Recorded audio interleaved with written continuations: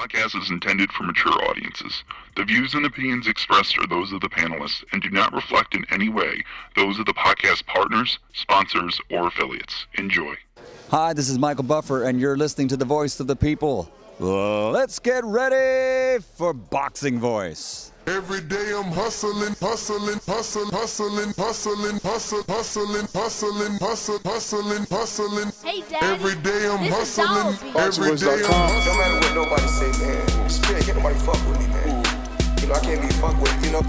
Beyonce Productions. Whether you pay to see me win, or you pay to see me lose, you're gonna pay. Fuck it, your kids still gotta eat. I don't have to watch, you know, any footage of a fighter. I mean, because I'm Floyd Mayweather, everybody gotta watch me. I knew eventually I was gonna have to fight Oscar. I feel like he was straight up and down, no special effects. BoxingVoice.com. How can Canelo have the biggest deal? Your deal is for 300 million, and I made 350 million just in one fight. And you're fighting on the app. BoxingVoice.com. I'm a king, okay? I eat a feast. Every time I eat a feast. And when I get up from the table, I don't give a fuck who get the leftovers. At the end of the day, follow my green plan. Beyonce Productions. BoxingVoice.com. Good morning, TBV. Welcome back, ladies and gentlemen, to another morning edition with the Boxing Voice Radio. I am your host, Nestor Gibbs, joined alongside absolutely no one. We'll wait for them to show up. But today we're going to be talking Dubai, Jamel Herring, Carl Frampton, and the young Shakur Stevenson. It looks like there's a deal in place if Frampton were to win his fight Saturday night versus Jamel Herring. Seems to be a deal in place, and Shakur Stevenson is the WBO mandatory. So there are there are a lot of people excited at the prospect of Frampton and Shakur. And, you know, credit to Frampton that is saying he'll go on to face Shakur if he becomes, you know, the first 3-time champion from Ireland. I don't know that he really does it, right? I guess it's all dependent. Even he needs to see how the fight plays out. And by fight, I mean the fight between him and Jamel Herring, right? Like, he could take some punishment. It could be a tough fight. You know, he could get injured. So many things can happen before he can truly commit to this fight. And so many things have to happen before he can commit to this fight. And then there's old age, right? Where he's like, well, I'm a 3-time champion now. I'm the first champion out of Ireland to be 3-time. I don't need this fight anymore. I'm going to retire like I said I would originally do if I lost the fight. Why not retire on a high versus a low? So, you know, for Shakur,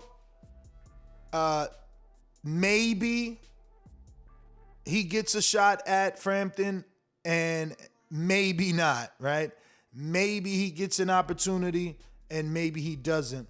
I could see Shakur basically versus anyone. I'm going to check the WBO rankings right now in the 130-pound division and see who could they slide in there with Shakur if Frampton wins the title and vacates to retire.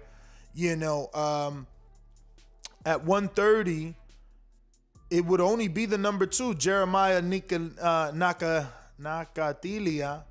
Frampton is the number 3. Let's screen share this for you, just so you know where we're at. These are all the sanctioning bodies, including the ring. And this is the WBO here, second column to the left. And Shakur Stevenson is the WBO mandatory. Jamel Herring is the champion. The champion is facing Carl Frampton, number 3. The number 1 is scheduled to face the number 2 in June. And then I guess Supernova could get a shot. Abraham Supernova, the Puerto Rican Dominican. Man, Gabriel Flores maybe can get jumped up. I don't know. Lamont Roach had a shot. I don't know. Is he gonna get? Wow, these rankings. Yep. Archie Sharp. I think he's UK zone, right? Yep. UK zone, 19-0. Nah, man, not on that level.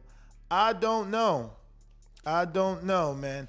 I was hoping Burchell could get thrown in that situation. He's number 2 in the WBC, as you can see right here, but he's not ranked in the WBO. If Bob Arum could get him ranked in the WBO, and Frampton, if he beats Herring, vacates, Shakur versus Burchell would be good. And the only reason we're going through this whirlwind of names and mix and matching is because I believe if Herring wins, he will not fight Shakur. You know, they're friends. They've trained alongside each other.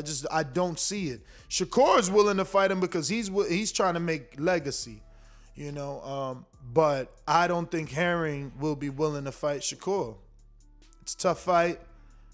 It's not really necessary for Herring. And if, you know, the thing is, if he wins, what is he going to do? I just seen him post a video saying, you know, people say I struggle to make weight, and he pulled off like 10 pounds worth of sweat. So it's like, you can't move back up. He started his career at 35 and had to move down. So I don't know if Herring wins. I mean, he's in a tight little situation there. But this goes back to our conversation yesterday about Top Rank not doing a good enough job of promoting all fighters in their stable. See, right now, Herring is taking on Carl Frampton. Carl Frampton is obviously the biggest name in the division on that top-ranked side. And they could have had, you know, Shakur simultaneously taking on Oscar Valdez. Now, the two champions defend their titles, you know. For Herring, Frampton's a big name. For Valdez, you know, I know he wouldn't consider Shakur as big a name as Frampton because Shakur isn't as accomplished as Frampton, but I believe that Shakur's like hype of being this next Mayweather, the next Crawford, the most skilled fighter. I mean, I think that's enough for Valdez. Get him early the way Mayweather did Canelo. I don't understand why this isn't a thing anymore. But, you know, a lot of these guys would much rather wait for these people to have bigger names. But Shakur's not going to get a bigger name without beating the names in front of him, which are Valdez. And for Top Rank, having 4 130-pound recognizable names and a 5th one in Miguel Burchell, they should have put Shakur and Valdez together for this year or something, maybe September. But this Jeremiah Nakatali, whatever, like, it's like, this isn't what Shakur wants. And then this is what they do. They only feed their fighters WBO ranked guys. Like, damn, can't they go get Tevin Farmer for Shakur? They can't get, I know Shaki Foster's in a freaking lawsuit, but I bet you that'll get him out of lawsuit if they send an offer to Lou, and Lou's like, look, I know we about to go to court, but they just sent this offer. You want to rock out? You know, like, there's so many other names, but you know, they make them fight only the guys in their, you know, top 15 as if it matters, right? Because every time Shakur gets to the door of the champion vacates. So, like, what does it matter for you to keep fighting up your way up the rankings? It happened to Jamal Charlo. It happened to Devin Haney. It happened to Shakur Stevens. Like, what does it matter for you to stay there fighting the number 2 to somehow secure your position when they might not even give you the fucking champ? When you could just look to the left, you could go to the Ring Magazine top 10, and all those names are sexy. You know, Shakur versus Tank, beautiful. Oscar Valdez, beautiful. Joseph Diaz, love it. You know, Burchell, I want it. Herring, it ain't gonna happen. Farmer, give it to me. You know, I even take a Rakhimov after his performance with Joseph Diaz. I'll take it. You know, Colbert, please. You know? But Jeremiah Nakatilia, like, come on, man. It's like hilarious, man. I swear. I guess, you know, we're not promoters, right? So it's like, you know, they're laughing at us. Like, look at this fool. He wants me to put my franchise fighter in Shakur in a fight with Tevin Farmer for no belt, which means nothing. Nah, I ain't doing that. And I get their way of thinking, but like, I think a Tevin Farmer fight does more for Shakur than fucking staying in line with Jeremiah. So many names out there, man. Give him Claudio Marrero. Nice veteran name, puncher, you know, been around the division for some time. Nah, can't get that either, huh? It's just like, boxing is getting real corny, man. After being in it for so many years, it's just like only the top really get to eat. Everybody else underneath the top, they get the scraps. They get thrown, you know, the Eric Molinas of the world and shit. It's like, oh, here you go. Eric Molina, you know. Everybody's wore that jacket. You know what I mean? It's like, yo, boxing is crazy, man. Boxing is crazy. And then if you're like a new guy, it's like, oh, well, what has he done? What has he? Well, he's trying to fucking do you. He's trying to cook you, man. You know, what has he done? What has he done? And this is when you need the promoter, because it's the promoter that can squash that what has he done hype. It don't matter what he's done. We willing to pay to show you what he can do. And that's all that we need. You know, that's all that we need. But as promoters, you know, they say they want to let these guys off the leash, but they continuously give developmental fights. Because Jeremiah Nakatilia, come on, man. Like, these dudes don't mind paying Shakur. Is that what it is? I'm a little lost here, right? Like, didn't they pay him like $500,000 to fight in the pandemic on a non-title fight versus a no-name? Like, I mean, when is it going to get, like, I don't know, frustrating to them that they have to pay this kid? Like, he beat up Felix Caballero in June for 400 and something thousand. And then they put him in with Toka Khan Clary, which that's a decent name, you know, common name with Kid Galahad and maybe one or two other people, you know. But it wasn't the name Shakur was looking for, but it was a decent name. It was a decent name, you know what I mean? But again, how much did they have to pay for that? It's like you paying this dude a lot of money for fights that ain't no one showing up to. We just not showing up to that. And promoters need to understand that, and networks too. I was having this conversation earlier with the producer, and I didn't feel like going in the text, man. But what I was saying about Dazn yesterday is that you got two unrecognized names, two names that we can't pronounce. At least put one in there that the world knows, so that the interest is on him, and you introduce us to the other unpronounceable name. You know, don't put two dudes in there where it just looks like somebody started fucking slamming on their keyboard. You know what I'm saying?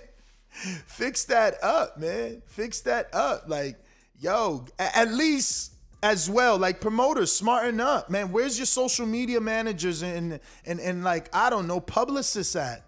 Like, these, you know, Makomedovs and Akmali Davidevs or whatever, like, give them a fucking nickname. Didn't y'all see what they did to Sergey Kovalev? Real quick, his name was the Crusher with a K.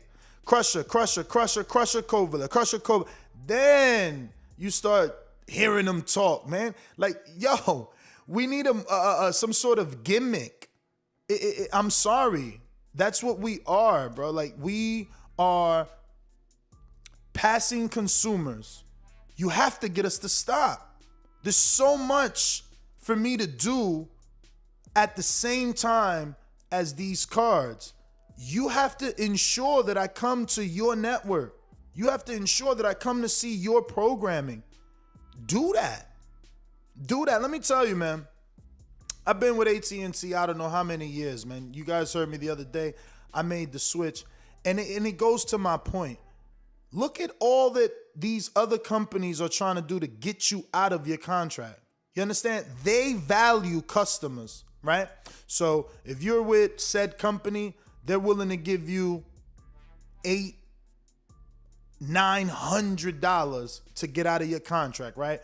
What does that $900 go to? Maybe you owe a phone, right? Maybe you were on a contract with your previous cell phone provider and you owe on your device. So they buy your device out for you so you can come, you know? Then when you get there, they give you Netflix. Then they ain't done. They want to give you $50 credit. You know, like, we are paying consumers. You know what it is to have residual money, and that's what these subscribers, that's what we are as subscribers, man, to ESPN and to DAZN. The problem is that you guys don't value yourselves. When you start to defend these networks and promoters, you don't value your time or your money. You know, I'm giving you the rights to auto draft. Come on, man. You better give me something. You better give me something. And don't make me look for it. Showtime, well, rather, I said the wrong network. You know I ain't mean Showtime at all. HBO never did that. HBO was in your face 24/7, you know, promoting. They had Ring Life. They had 24/7. You know, they had the Freddie Roach show. You know, they had the Jim Lampley show. You know, it was just so much shoulder content. Now, you know, I'm supposed to be the one searching to learn about who you are putting on the network. No. You're supposed to educate me. But Francis, good morning. What up? What's up, y'all?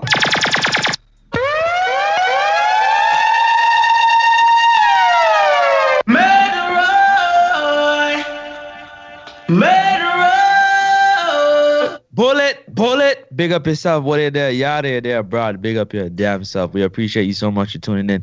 Shout out to my Lord and Savior for another one. We thank you so very much, because without you, none of this would be possible, man. Shout out to everybody out there, man. It's Friday. TGIF, man. Thank God it's Friday. And right now we talking definitely Carl Frampton versus Shakur Stevenson in front of 50,000 in Belfast.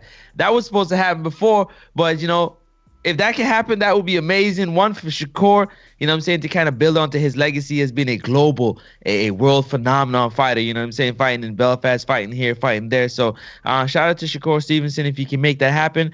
But Frampton has to get past Herring first, and then I'm saying that's a mountain of a challenge to some, and to some it's an easy challenge. So shout out to everybody out there, man, and let's get it cracking, man. Ness, what's happening, bro? This is why I always want Rob to be a host, but he's not. He don't have the skin to always be attacked. Yeah. But he says people in Uzbekistan are educated, which is a counter to me, you know, saying that DAZN needs to educate us on the people they're putting on their network. But what Rob doesn't get is that DAZN is trying to break into the U.S. market. He keeps failing to realize that. You know, these guys that are like DAZN shells, you know, they big up DAZN, but they fail to realize they attempted to come into this market. We didn't ask for them to come. We didn't know who DAZN was. We didn't say, hey, DAZN, come give us U.S. fights. They attempted that. So now you don't want me to tell you, or my audience for that matter, when they're failing at their attempt of that? Or are you now saying that this card is targeted only for Uzbekistan and not for U.S. paying customers that are subscribed to DAZN? I'm really lost, because you said, you know, that they're educated. I mean, I'm sure they would be educated on their own fighters. They can actually read the names. They can put that alphabet together. You know what I'm saying? It's different for them, but what about for us?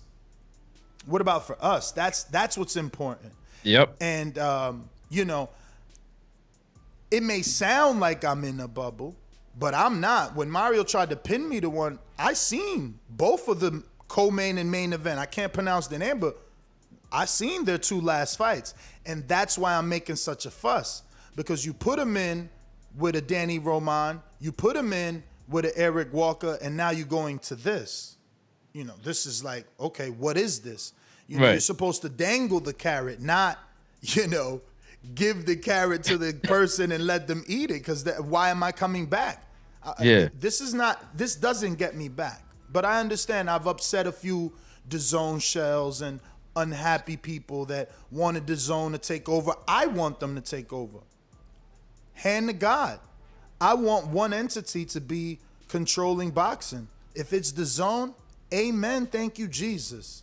If it's PBC, let's rock and roll. If it's the zone, I'm all in.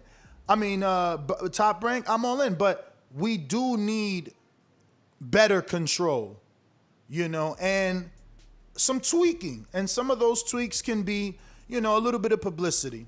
Maybe you weren't, I don't know that you were here or not, but like I said, maybe giving some of these difficult named fighters a nickname. You know, I think Main Events did a good job with Crusher, right? Yeah. You know what I mean? I think that was a pretty cool. Well, or was it HBO? Right? I don't know. Well, actually, they were. Sergey was doing his thing before he got with HBO. He had the name already. Yeah, but nonetheless, though, I understand what you're saying. When you have these difficult names to pronounce, could be a mouthful for the casual fan. Mm-hmm. You want to kind of make it something that is it's catchy, it's easy to remember and easy to pronounce. You know what I mean? It kind of it makes it easier for them to consume. It makes it easier for them to want to look out for this person and watch them. So I agree with that. I mean, but shout out to those, I mean, around the world. Like I said, DAZN is a global app. The numbers are proven to be a little bit bigger on the European side things than it is on the US side. So that's why they're continuing to pour. Which is strange though, right? Like if they get better numbers from places like Uzbekistan, why wouldn't they send Gennady back to Kazakhstan?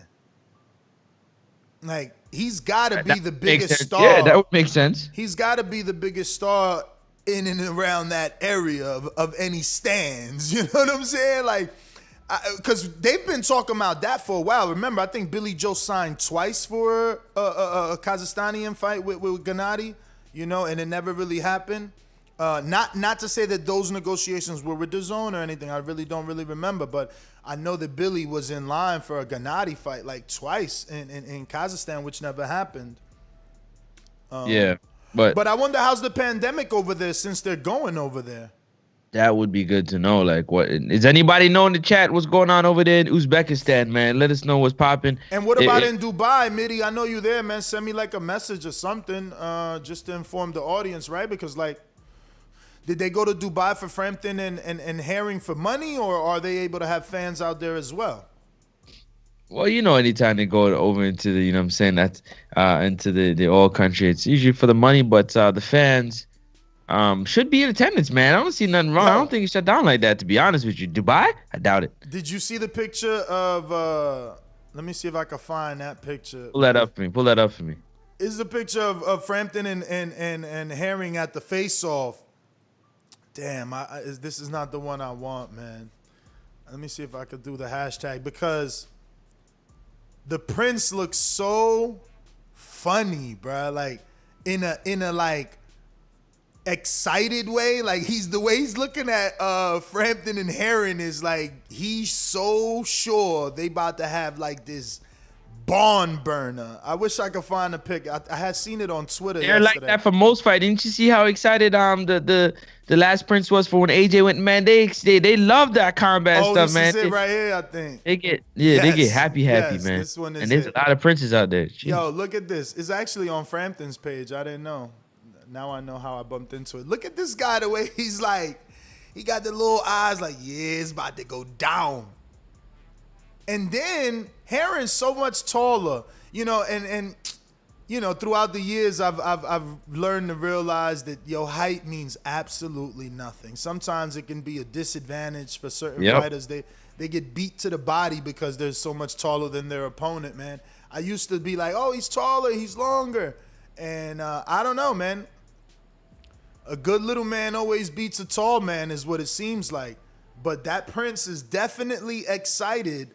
Yeah, you know, he's into it. That's how you know the money. Yeah, that's how you know they're gonna bring the money and more big events over there, man, because they're excited to have it. You know, they're excited to host. Look at this. I have a question that I want to ask you. It's a little bit of a sidebar, but I don't know if you can answer it for me. For me, two things went into my mind. One, it's either Jamel Herring looks extremely in shape, or he looks overtrained. That's just my opinion, and I'd like to know just Whoa, from the look. all right, but where'd you get like overtrained? What do you mean? Like what Just look is giving you yeah. overtrained look? Huh? Just like on his face, just look like somebody that's been like at it for a while. You know what I'm saying? Somebody that's I mean, tired. he has been at it You for a while. know Remember, what I mean? he's been, That's what I mean by overtrained. He ready to get it over and done with. Like he been training for like I don't know if you know what I mean. Nah, Like he been walking for like an hour. He tired. Like nah, he been training for him, and remember, he's been training since November. I think. Let me share it for you because ESPN went ahead and took well, he the definitely privilege. wearing that time on his face, man. I tell you that. Yeah, man. He's been at it for a while, waiting for this fight, bro. Frampton just look a little fresher to me, man. Like he just looks a little just fresher, but that could be me. John Empire Power #1 with a $10 super chat that says USA is the global power with global reach and a powerful currency and with cultural capital. Ness is right. Promote in the USA. Yeah, I mean, again, dudes from other countries, they get mad. They think that we're being like, with our nose in the air. Like, no, boxing, we own it. We don't own it. We don't own it. But, it just so happens that the Mecca of boxing is here. Like, that's just the way. It was before my time. I couldn't tell you why they call the U.S. and different parts of the U.S. the Mecca of boxing. Is just the way that it is. If it changes to another country, amen. But until then, yeah, boxing is an international sport. But, the same way the phrase is like, if you make it in New York, you can make it anywhere, or, go to LA and you could be a movie star. Come to America and you will be a boxer. I was just about to say that because for basketball, the New York Knicks is the Mecca of basketball. They haven't won shit in years. The Maple Leafs for hockey in Toronto, that's the Mecca of hockey. That's where it all began, baby. They haven't won nothing in years. So, like, come on, man. This is what it is. You know what I mean? The Mecca doesn't always have to be, you know what I'm saying? It's just where it all started. That's where the history is. So here we have Jamel Herring in November 2020 saying no days off next to Crawford. Then again in December, said hard day in the gym, but if it was easy, everyone would be a champion. Hashtag Semper Fi. And then again in January, and that looks like he might be sparring Maurice Hooker there, right? Or Bud, actually, that's him and Bud. It says, great sparring with my bro, Bud. So this is January, He says, I really appreciate him coming out to camp to help me prepare both mentally and physically. I'm really excited for my next fight. Please stay tuned.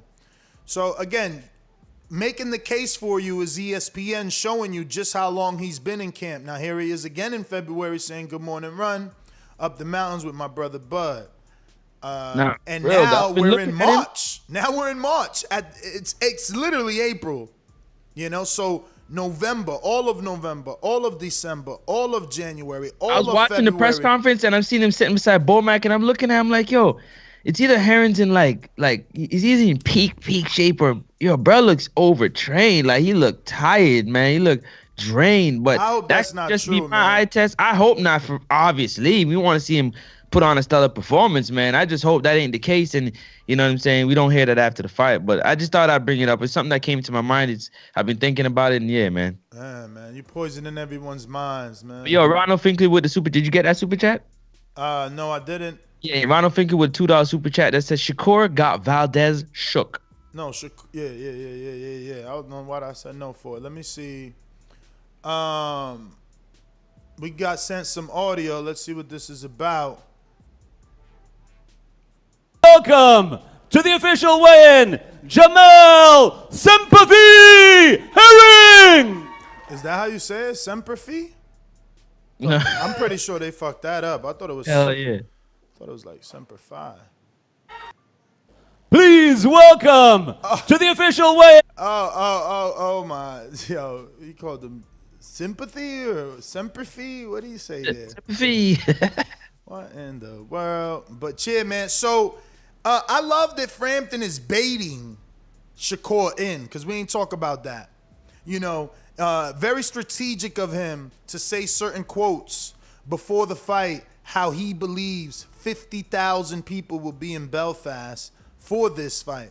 And I'm not saying they won't be. I want them to be. I know that Shakur was willing to go to Leeds to fight Josh Warrington. He'll be willing to go wherever he's got to go to fight Carl Frampton. And I like that Frampton, again. Nice, hold on a second.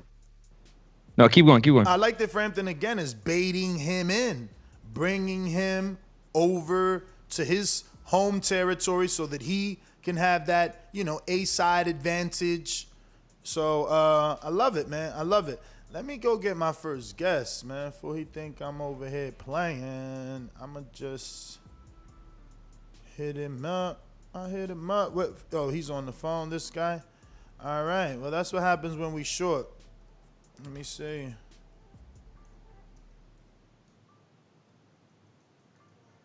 That's what happens when Doomy takes off and Mario takes off.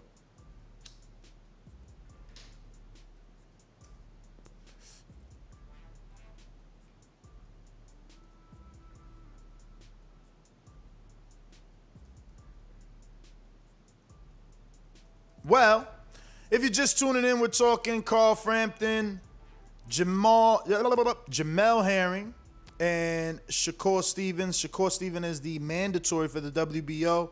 Sorry, Herring Ness, that was Mr. Hunt. My apologies. After the show. Go ahead. Continue. No problem. Herring and Frampton will be doing battle.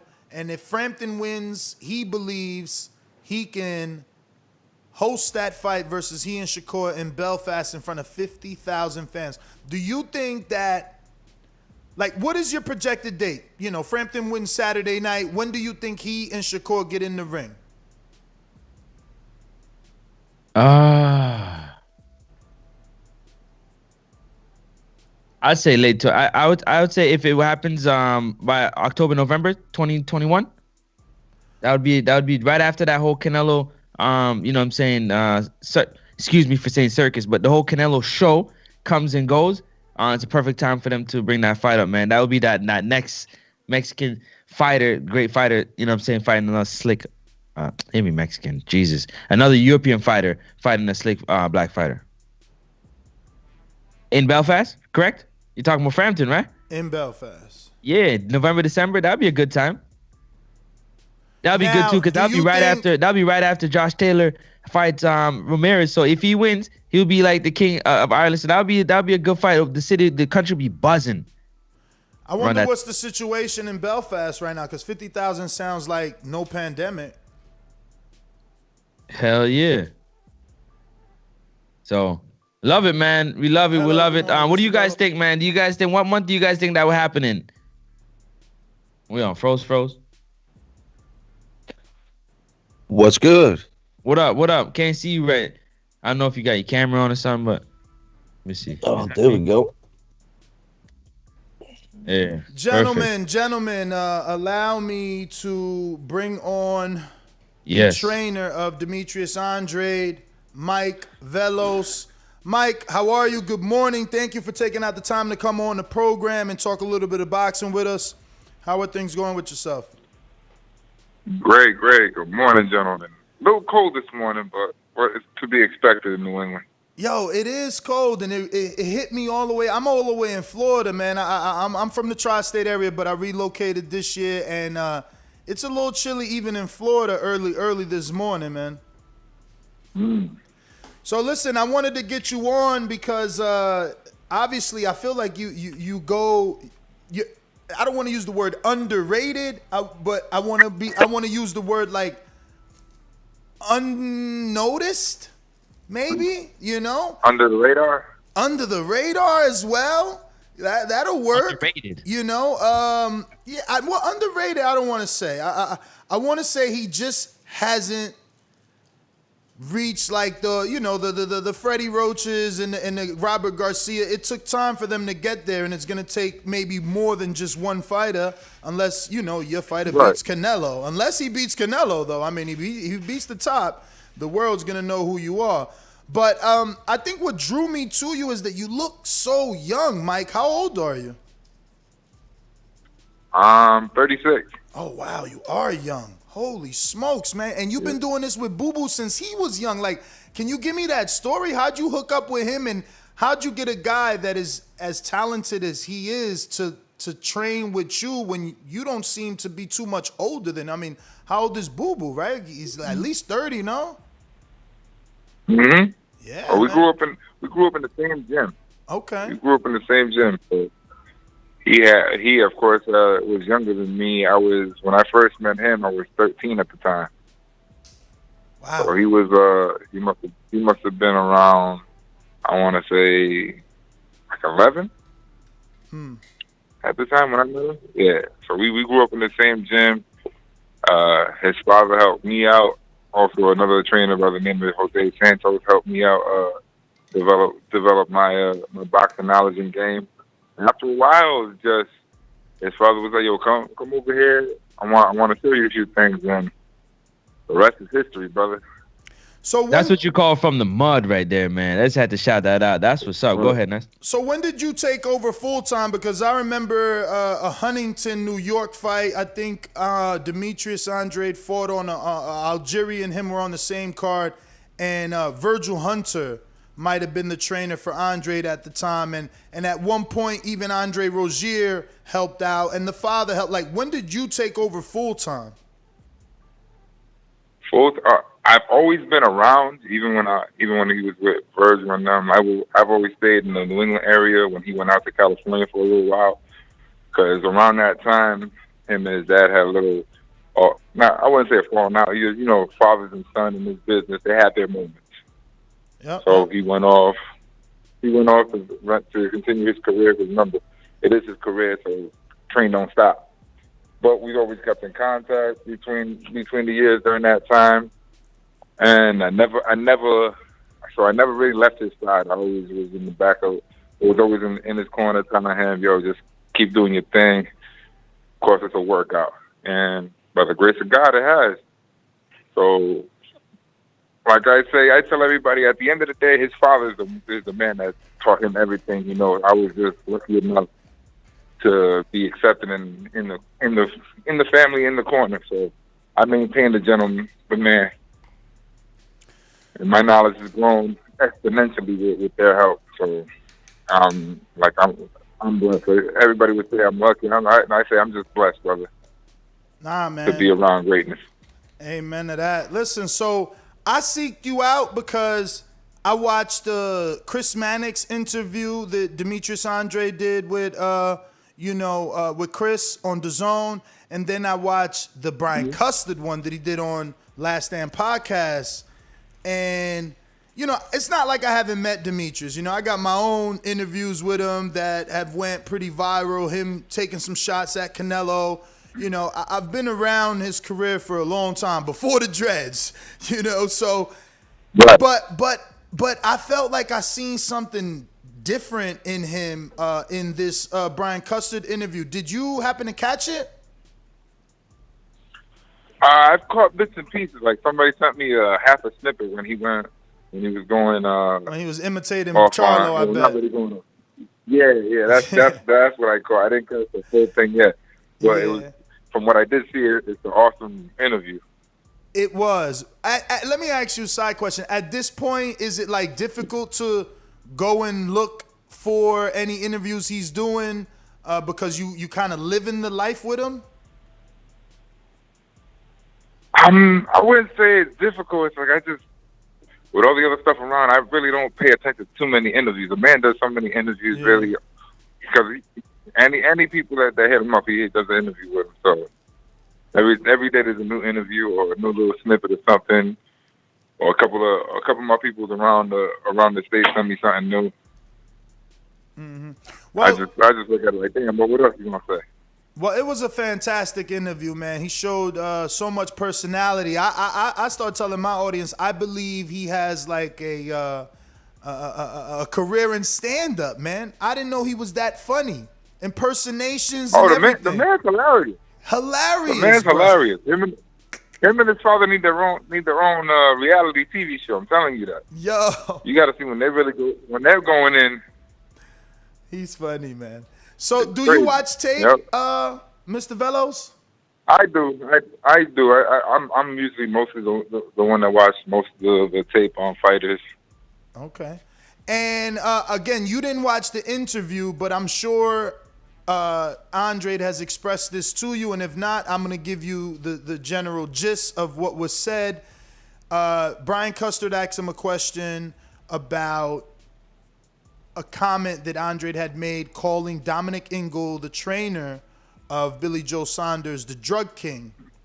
So, you know, he explained that a few of Ingle's fighters have tested positive in the past, and that's why he believes, or he calls them that.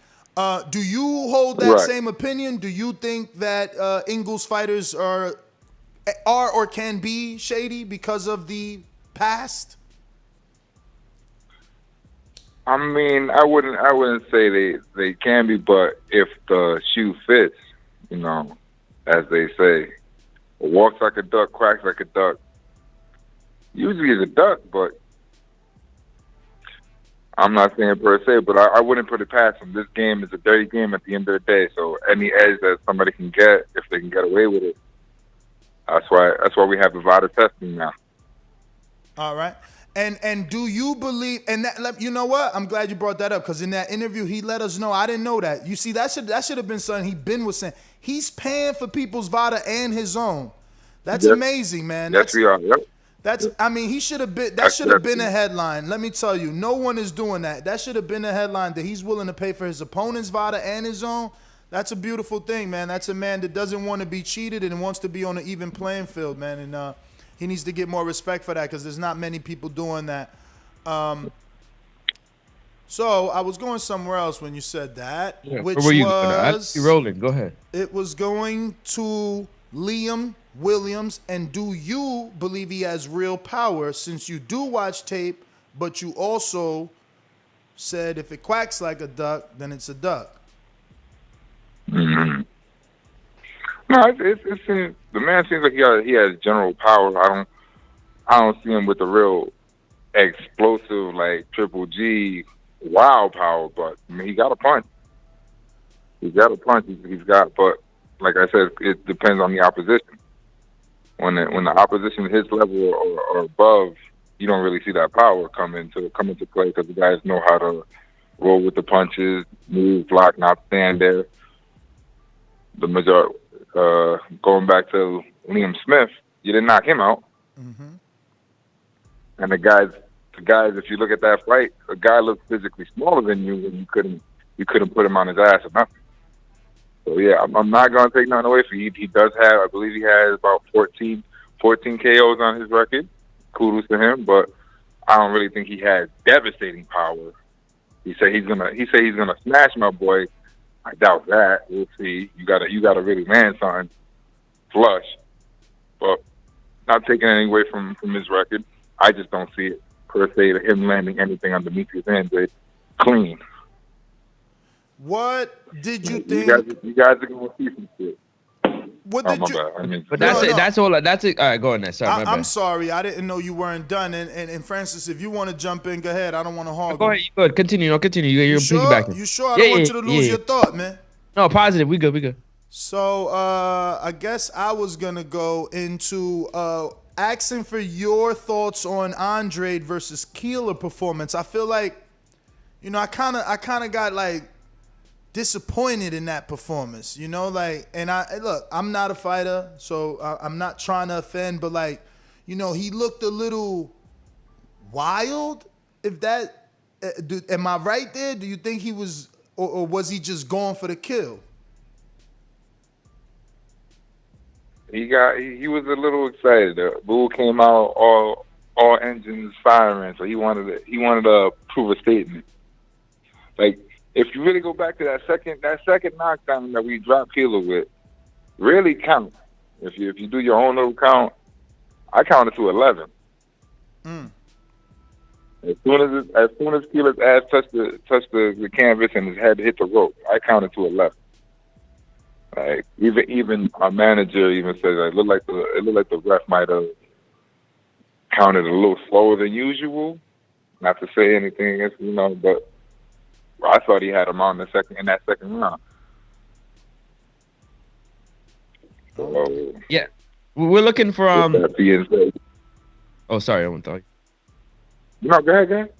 Oh, I wanted to know how you doing. This is Francis from Canada, by the way. Francis the Praying Mantis. I wanted to ask you. A lot of people, a lot of the boxing community, boxing fans, the hardcores, are of the mindset that we haven't seen that a performance from Andre that would want us to jump on our soapbox and demand one of them big fights. You know what I mean?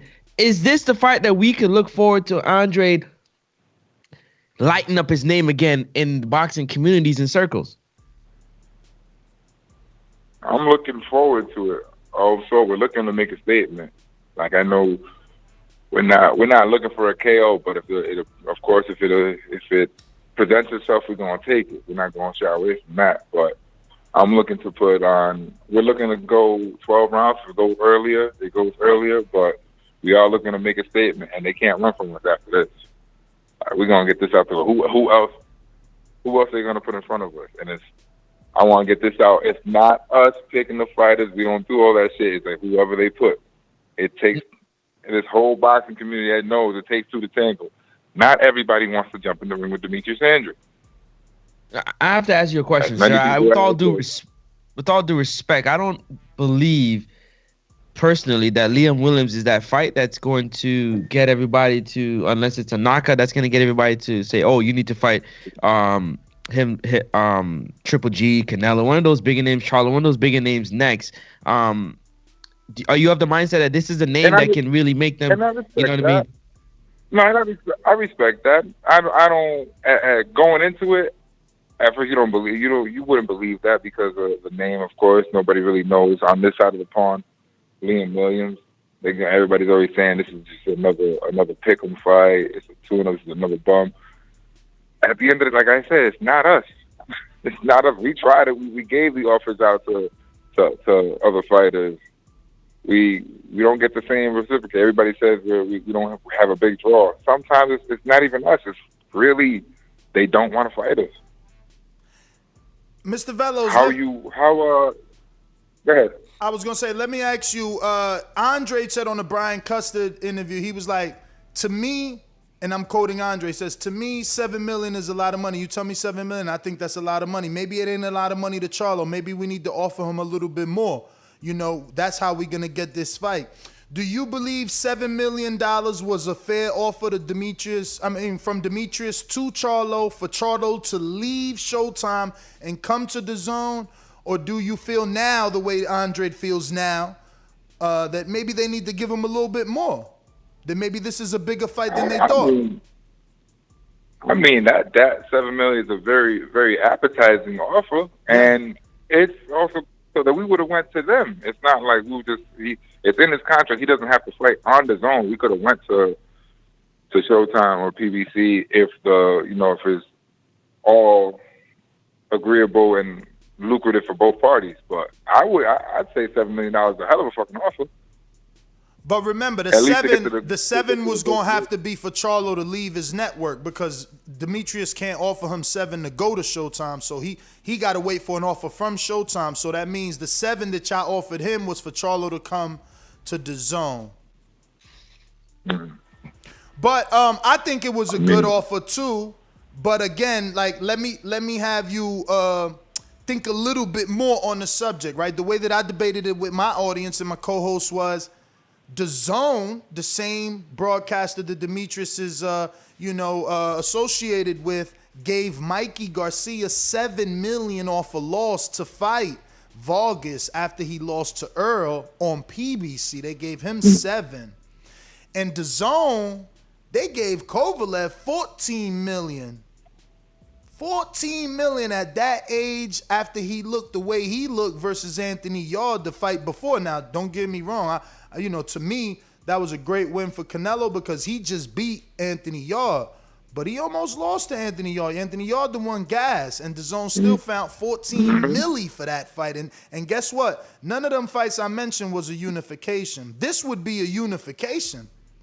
This would be a big fight. Right. I'm not saying it's not worth $7 or more. I'm just saying, other people getting in and around the same amount of money for not unifications, right? And then you got like Ramirez. I think Eddie gave Top Rank $4 million for that, and that was a unification in the 140-pound division, but that was 4. So that means, damn, Right. you know, maybe Jamal got a point. I'm not saying that he does, though, because I think they need each other. Let that be clear. Like, Jamal has nothing on his side of the street either. I mean, the build up, the hype around that fight, if we could make it possible, is as you guys see it, it's huge. But like I said, $7 million to me doesn't look like a bad offer, at least to start with. If that was the case, that's a good negotiating starting point. Feel me? Hey, Coach. Thanks for coming on the think. Boxing Voice. Since we're speaking about offers from other companies, has Andre gotten any other offers from any other promotional companies?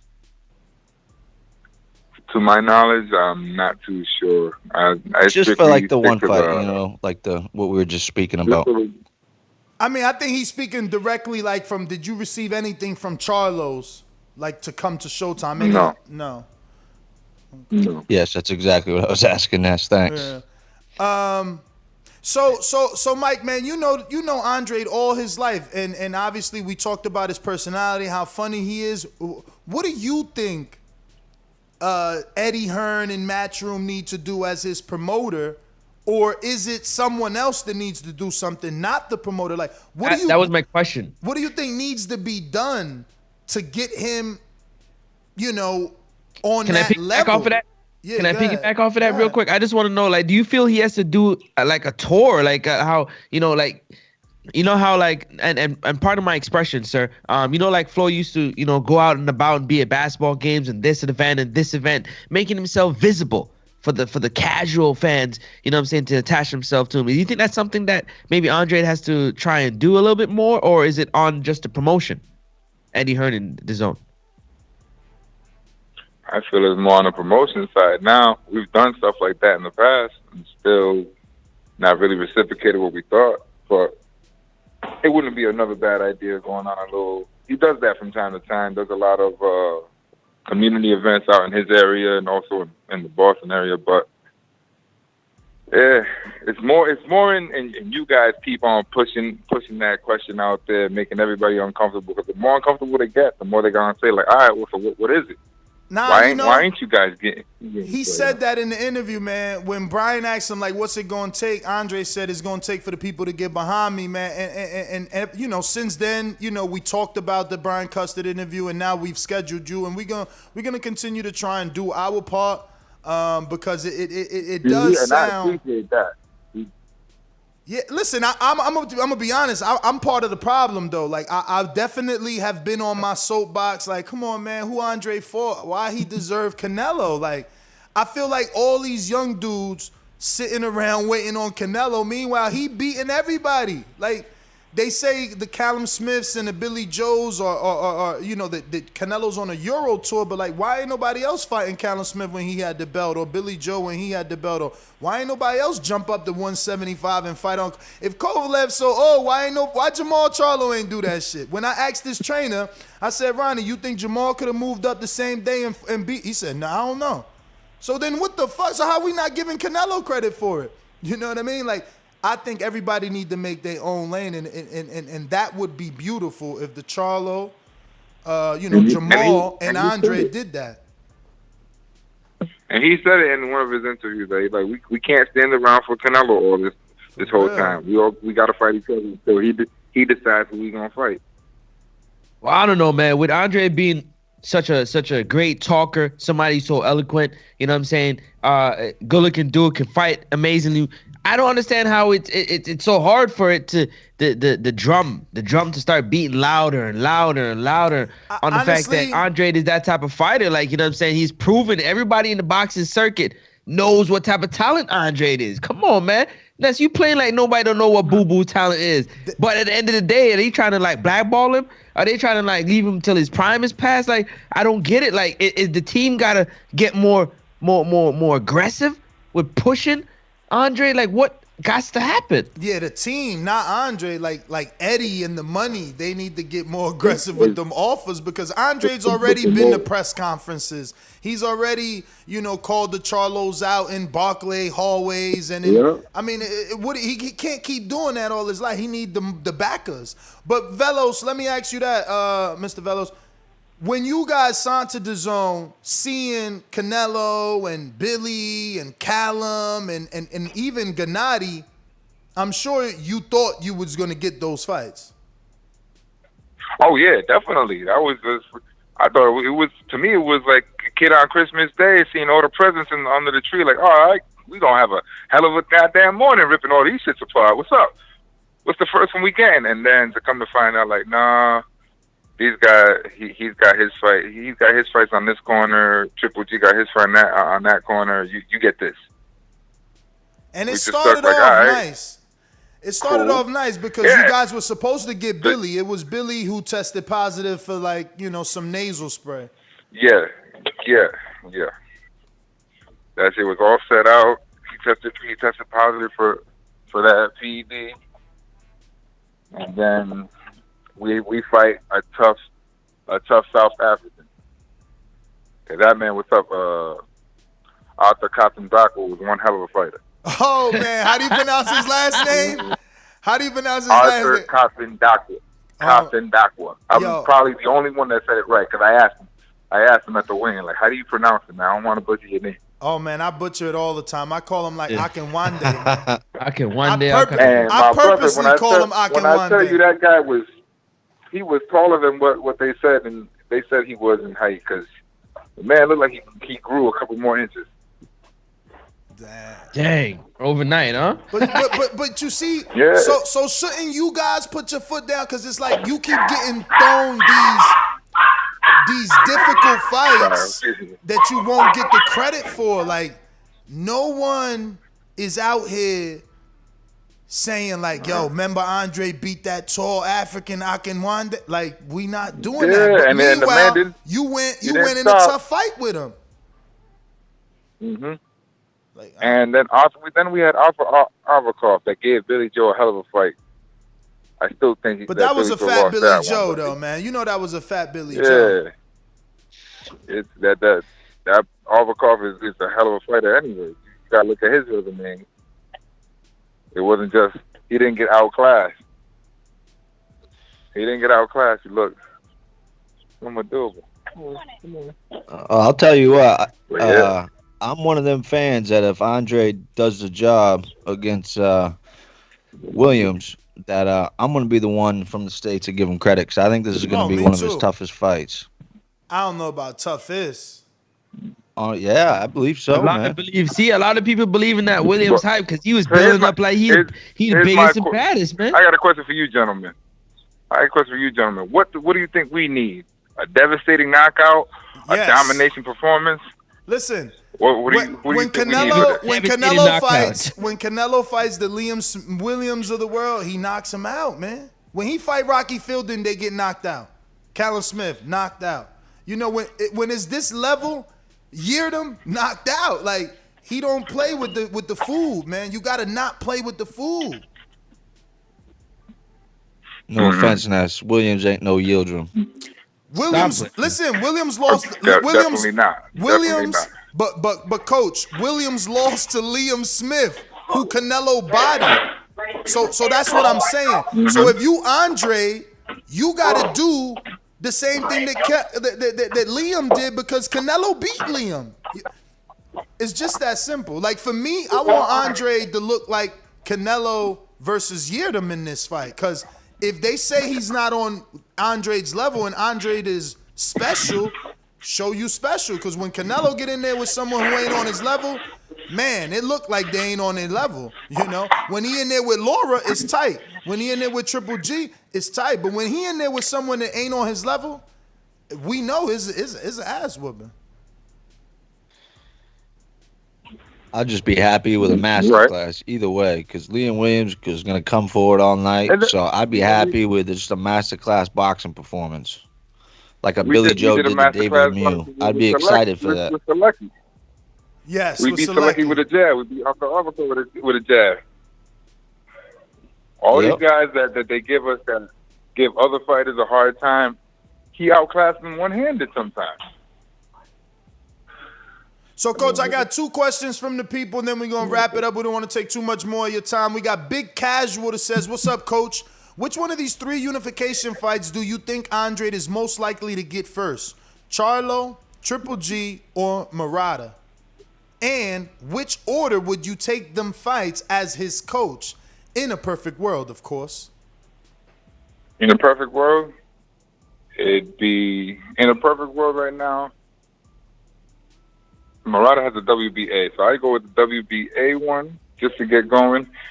Charlo would be my last choice because just on the build-up would be phenomenal. And if he maintains his title on his next couple fights, if perfect world, I go Murata, Triple G, and Charlo because we know Triple G doesn't have that many fights left in him.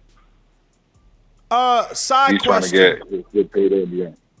Side question. Since you've been around so long, how much of a friendship does Andre have with Jacobs? Like, isn't that a fight Yaka asks Dazn to make for you? And even if he's his friend, man, Francis is my friend, and we trying to eat together. If it's lucrative for both parties, they'll do it. That's one thing he's always said. If it's like if we both, my boy, he's making his money. He got a family to feed too. We got a family. It's good for both of us. Agree to it. We could do this, but that's not a call-out fight. That's not like one y'all gonna be calling for. It's not something. Yeah, it's not something he would go right for it. All right. And Jacob's moving up anyway, I believe. To what? He's already at 68. He ain't moving on no more than that. I know, not yet. Last one, Coach. From Rue in the 504, that's New Orleans. He says, Charlo told Ness, which is me, at the WBC convention, that a fight with Andre does nothing for him. What's your thoughts on that?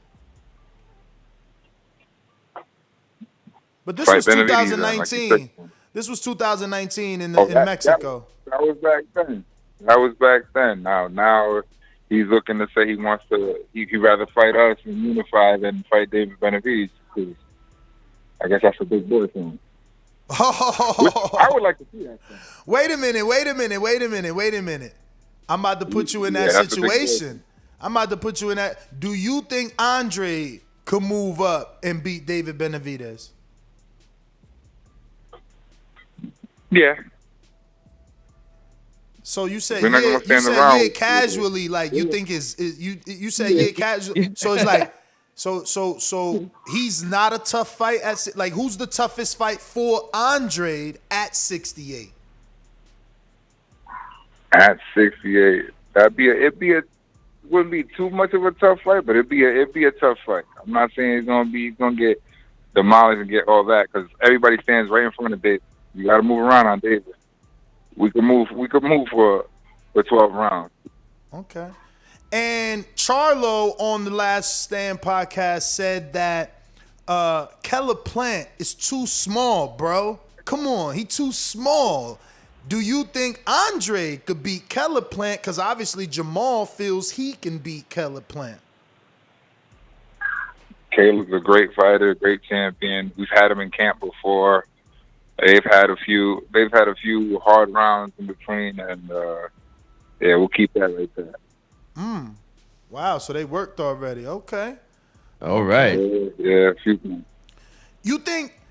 I mean, I said last question 10 minutes ago, Coach. You're gonna have to cut me, man. I'm just getting warmed up. I was about to say, was that Earl Spence Demetrius Andre thing real? And you think we'll ever see that fight? Like, you think Earl will catch up to Andre and we could get that fight? I mean, in a perfect world, why not? I think it was just, banter between fighters, but why not? If Earl wants to move up and he decides, we want to try out, we come out and fight with Demetrius Andres, hell yeah, why not? We'll take that fight in a heartbeat. Do you think Andre and Earl Spence is a big fight? Why wouldn't it be? All right. Now, listen, I'm trying to help here.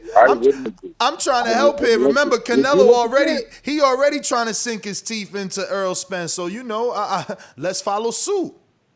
Yeah. Then he's gonna say there's a rehydration clause or some bullshit like that. So you could do the Mayweather route. You do the Mayweather route. You're going to say we're going to fight Earl with no rehydration clause like he did for Cotto. course. But Coach, that was the last one, man. I got two questions. Hey, Coach, I gotta ask you two quick questions. I know you gotta go, but real quick, these are, you know what I'm saying, boxing world famous questions from Francis the Praying Mantis from Canada. Here we go. First question is, what would be your pre-fight meal before you go out there and train and get in that big fight with Boo Boo? What would you eat before you do that? Me, myself, or no, you yourself. Yes, Coach, you yourself. You want to know what the trainers are getting into. Me, myself, I'm a pancake guy the night of the fight. I like breakfast. Cause my ass is, I sleep in the morning. I probably wake up around 1. I have breakfast. Breakfast will be my pre-fight meal. So a couple chocolate chip pancakes and some fruit on the side, I'm good. And what is your post-fight guilty pleasure? Like I got to have it when this fight's over. Oh man, shit. Depends where I'm at. If I'm on the East Coast and we're in New York, I gotta go to Junior's and grab a cheesecake. Junior's. If I'm on the West Coast, if I'm in the West Coast, and my man Sharik Mendes, which is Boo Boo Strength and Conditioning Coach, is off to Roscoe's for some chicken and waffles. That man put me onto it one time, and it's like crack. Right? You gotta watch out with that Roscoe's. That it calls you. I love it, man. Thank you so very much. I appreciate your time. One final one, if you don't mind me asking. Is there any particular music you listen to before you guys do the ring walk yourself? Is there anything you do to pump yourself or calm yourself down? I listen to everything, man, from classical music to country, hip hop to Spanish music, my brother. Like, it really depends. If knowing in Miami, it's gonna be salsa before we go in. I'm putting on at least one of the other. Hey, Coach, being from Providence and the last name Velos, you Dominican? Yes, sir. De lo mío. I ain't even know, man, but I said, damn, wait a minute. Velos, Providence, there's a lot of us out there. All right, champ, that's what's up. I did not know. Look at that. That's what's up. Because it's just you, Joan Guzman, and Hector Bermudez. Those are the only 3 Dominican trainers I know. Off the top, anyway. Off the top right now. We have sparring schedule with Hector this week, actually. Because I know his man Gongora is going to be on the undercard, too. That's another. Be on the lookout for him. That's another guy. He's going to be a world champion for a while. What's Hector's fighter's name? You talking about who? Gongora. Oh, okay. Carlos Gongora. Yep. Well, Coach, man, thank you, man. Hopefully we get you back on when the fight gets a little nearer. We were supposed to have Liam yesterday, but he's been working hard. He's been working hard. Yeah, you should. You're gonna have a hard night. Coach Velos, man, give out your. Oh, actually, I didn't want to let you go. Sorry, brother. I need to know what's the story behind the Gorilla Hands logo on your gym. Talk to me about that. It's a brand new gym. How new is it? And how long did it take you to get it? Because it looks huge. I opened up December of this year. I got this gym up and running in November. In a month, I turned over. We just got the key in November. All you guys see, that was in a month, in 4 weeks' time. Bro, the ceilings are so high. Thank you. My man's just finishing up the logo itself. He's an artist by the name of Ariel Cruz. And he was the one that was like, yo, bro, I got to show you something. He found these. He found the logo, flexed it up a little bit. He's like, because, you train monsters. You got all these guys. Might as well put the Gorilla Hands up. I was like, all right, I like it. So that was it. That's how the Gorilla Hands came to be. You also do boot camp out there, right? Yes, sir. So you still find the time with a world champion, elite level fighter, because everybody calls him elite. Everybody thinks that he actually said he's the best out of that 2008 class on the podcast with Brian Custer. But how do you still find time? Man, there's not enough time. I just make it happen, brother. My mom told me as soon as your feet touch the ground, hit the ground running and keep going. So I barely see my best. You was born here, or how? Because I'm born here. My parents are from over there. I was born in New York. My parents are from San Francisco, Macaroni, both of them. Okay. Funny story with them. They were from the same area in DR. They didn't meet each other until they were out of high school in New York. Yo. And they went to the same high school. Mine's is so similar. My parents, my father's from San Pedro de Macorís, and they did know each other over there, but they didn't date till they got over here. And my father came from Brooklyn to New Jersey to snatch her up and shit. But yeah, I'm screen sharing your boxing classes and your phone number for the gym, and they see your schedule for anybody in that Providence area, or if you want to take a ride. How long is Connecticut from Providence? That's probably even further, right? Depends on what part, because we're right at the line. If you're at the beginning, like New London area, it's only about a 45-minute drive from New London this way. I might send you somebody. I got a guy named Coach Myers. He's a basketball coach, maybe like early 30s, and he's going to be taking on an exhibition fight in the next couple of months. So he's looking for a trainer. I'll see if that's not too long of a drive for you. But, man, Coach Velos, thank you so much. This was very, very informative, man. I didn't even know you was Dominican, and I was so interested in your story. Let me screen share a couple of these pictures for our live audience now so they can see how young. Fried chicken from Roscoe's. Look how young this guy looks, man. I can't believe it. Look, next to Andre Rozier here, he looks so young. When Boo Boo won his first title, I was 26 at the time. Wow. Woo. Shout out to you, man. Shout out to you. That's you have any sons? Shout out to Boo Boo for holding you down, yo. No, just a daughter. Just a daughter. Just beautiful a daughter. Daughter. So no one to take the reins of the coaching. Not yet. Maybe a grandson. I have my nephews. Okay. I have my nephews, and then my other little cousins that are always around me. Okay. Well, Coach Velos, man, thank you for coming on and sharing your story with us. We look forward to getting you back on, man. We wish you guys the best. Thank you, guys. Appreciate you having me on. No problem. All Take right, it be easy. good. Peace. There you have it, ladies and gentlemen. Coach Mike Velos.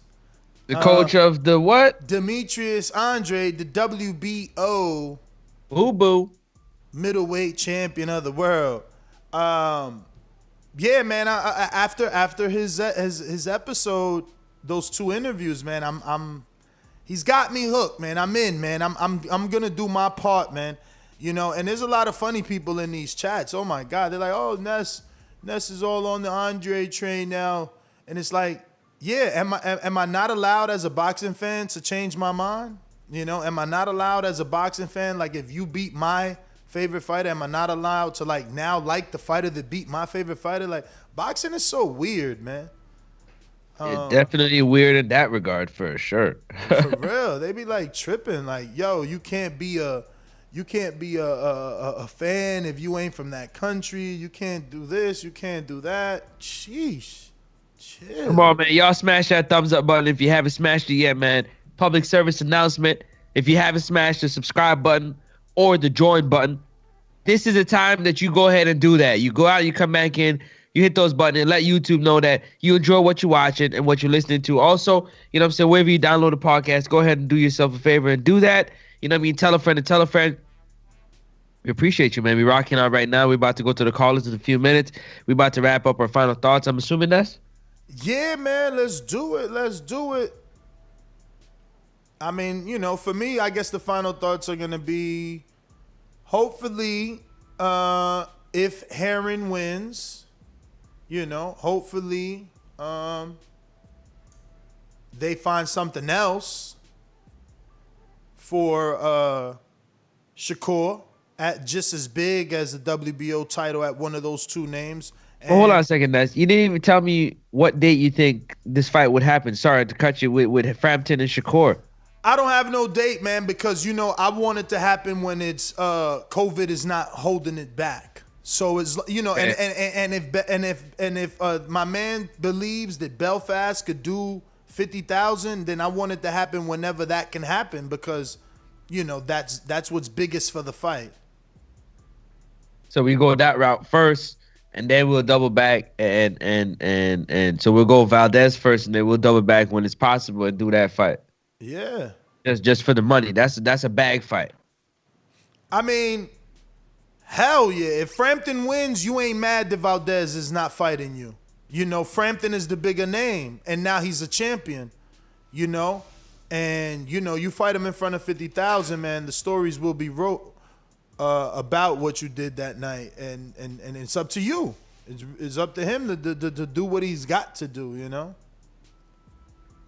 Hey, he'd be compared to Crawford, Spence, going over there, grabbing that title and bringing it back home. In front of 50,000, that'd be a good look for Shakur. But over there, it seems like they lagging behind on this whole COVID thing. Seems like they're the last to take that step forward. Where, in Belfast? As far as timing, you know, to get the fight on, like Francis was asking, seems like they're lagging behind. But I don't know. Rumor has it late May they're gonna open up all the way. So yeah, we'll I mean they're thinking June too. That's why AJ Fury keep talking Wembley now. So you know, look, we got a few months. 1 more month, 2 months, 2 full months for my birthday. So don't forget to subscribe to the YouTube channel and help us get to 120,000. You know, we trying to get up there. Right now we're at 118,291. So tell a friend to tell a friend to tell a friend. We out here, we working, man. We went live 3 times yesterday. 3 times. Interviews with Damon Nicholson, interviews with Keith Thurman. I mean, great boxing talk throughout the day. But let's go out to the phone lines. What up, hold on. Before you do that, big up to all the Jamaicans out there. Yo, it is Good Friday. It is Easter weekend. You know what we do Good Friday? We eat the bun and cheese. You know what I'm saying? The fried fish, escovitch, steamed fish, however you love it. So big up yourself, you know what I'm saying? And big up to all those out there celebrating, you know what I'm saying, the Good Friday, Easter vibes. Yeah.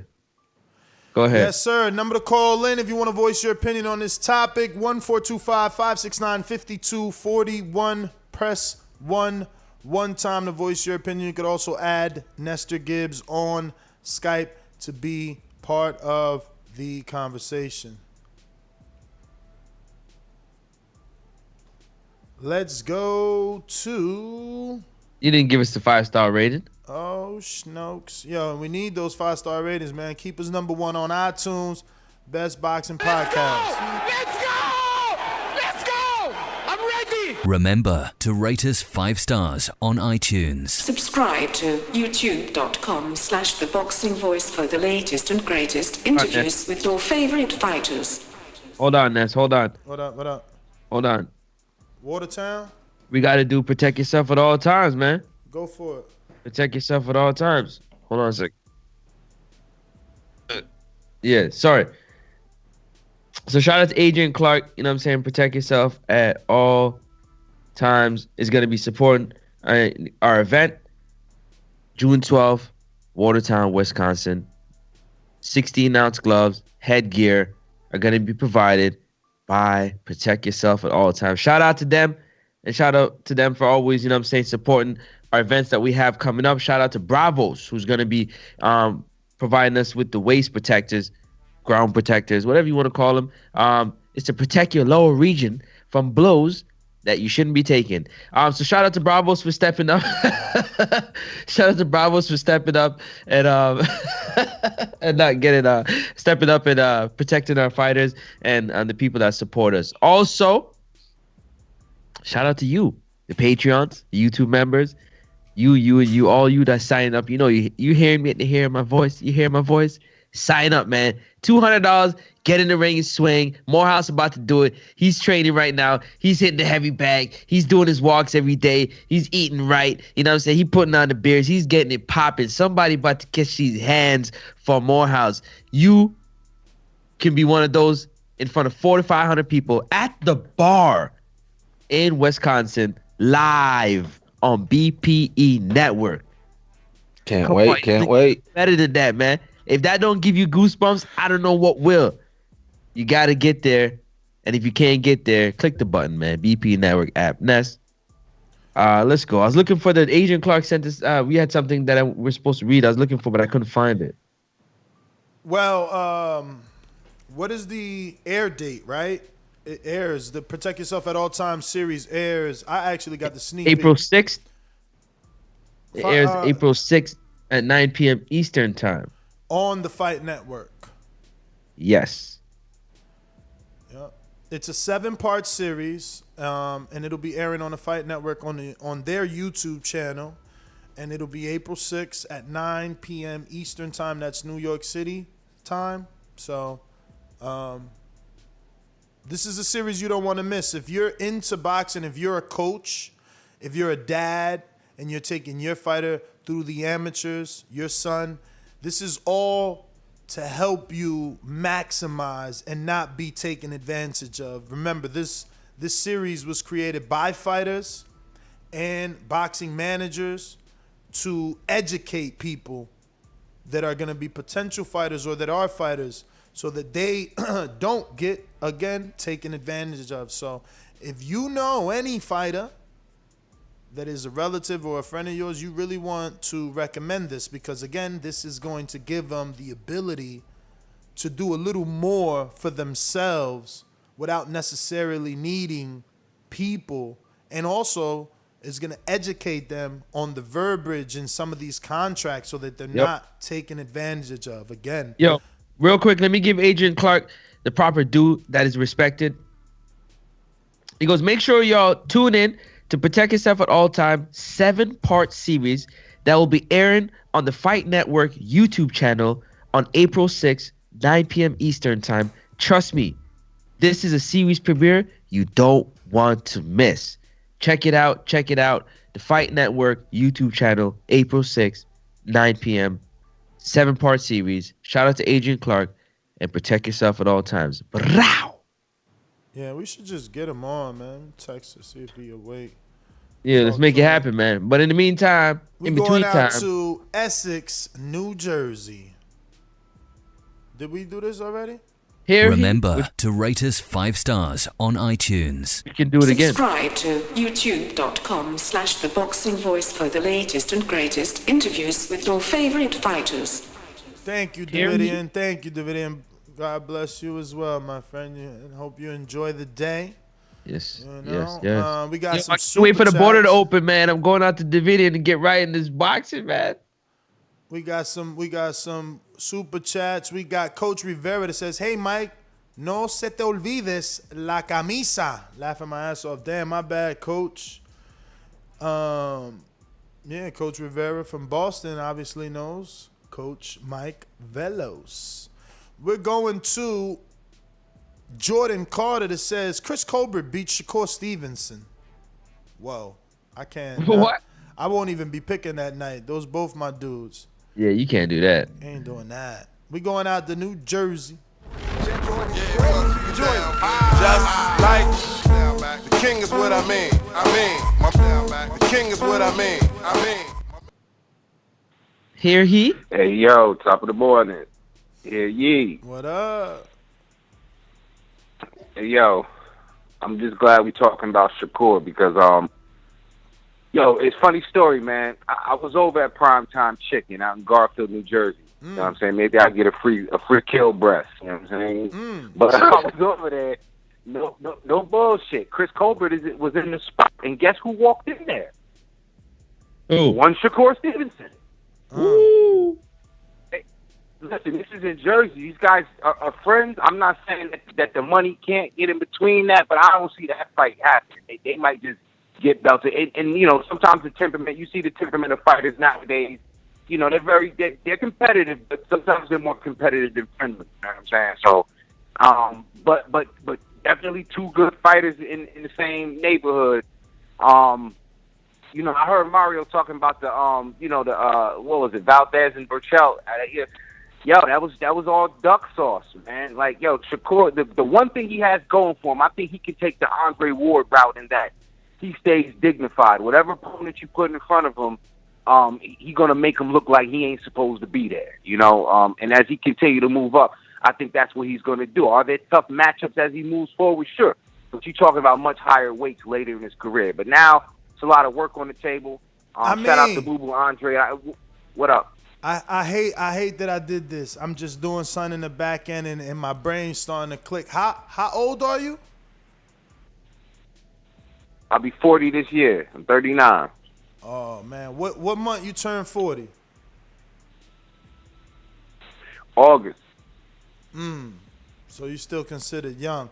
I got a 42-year-old weighs 200 pounds trying to fight at cruiserweight, and he's only 5'7". All right, we'll talk about it. What is this, for Watertown or what? Yeah, it's Watertown. He from the DMV area. 42 years old. Oh, wow, here for July 4th. Oh, shit, for July 4th, baby. Okay. 42 years old. 200 pounds. And he don't want no young boy thoroughbred. I love it.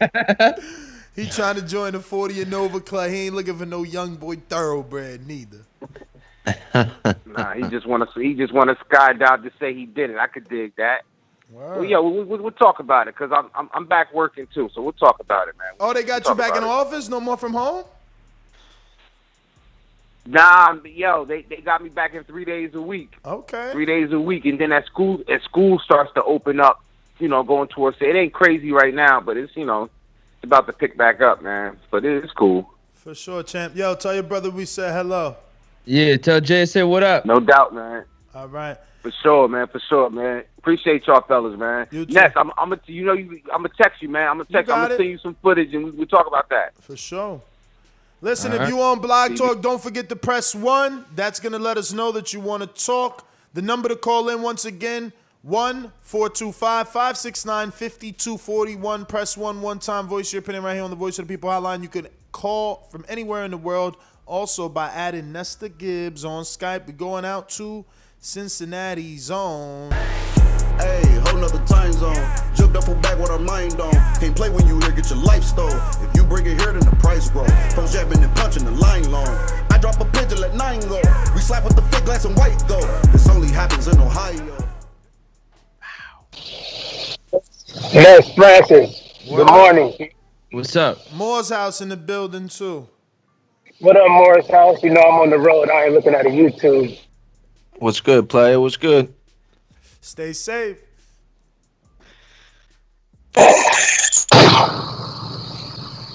Damn, why that shit sound like an accident? I'm like, damn, what the fuck? You guys on sound bites? Yo, can you hear me? Yeah. My fault, I had a call come in, but Shakur, even though I think Herring's gonna win the fight, I think it'd be better for Shakur if Frampton won because Frampton's willing to fight him. I think Herring will vacate up if he won, so I don't want Shakur to have to fight for another vacant stretch. Shakur's in a good spot, like you said, if he fights Frampton, that'll do good in the UK.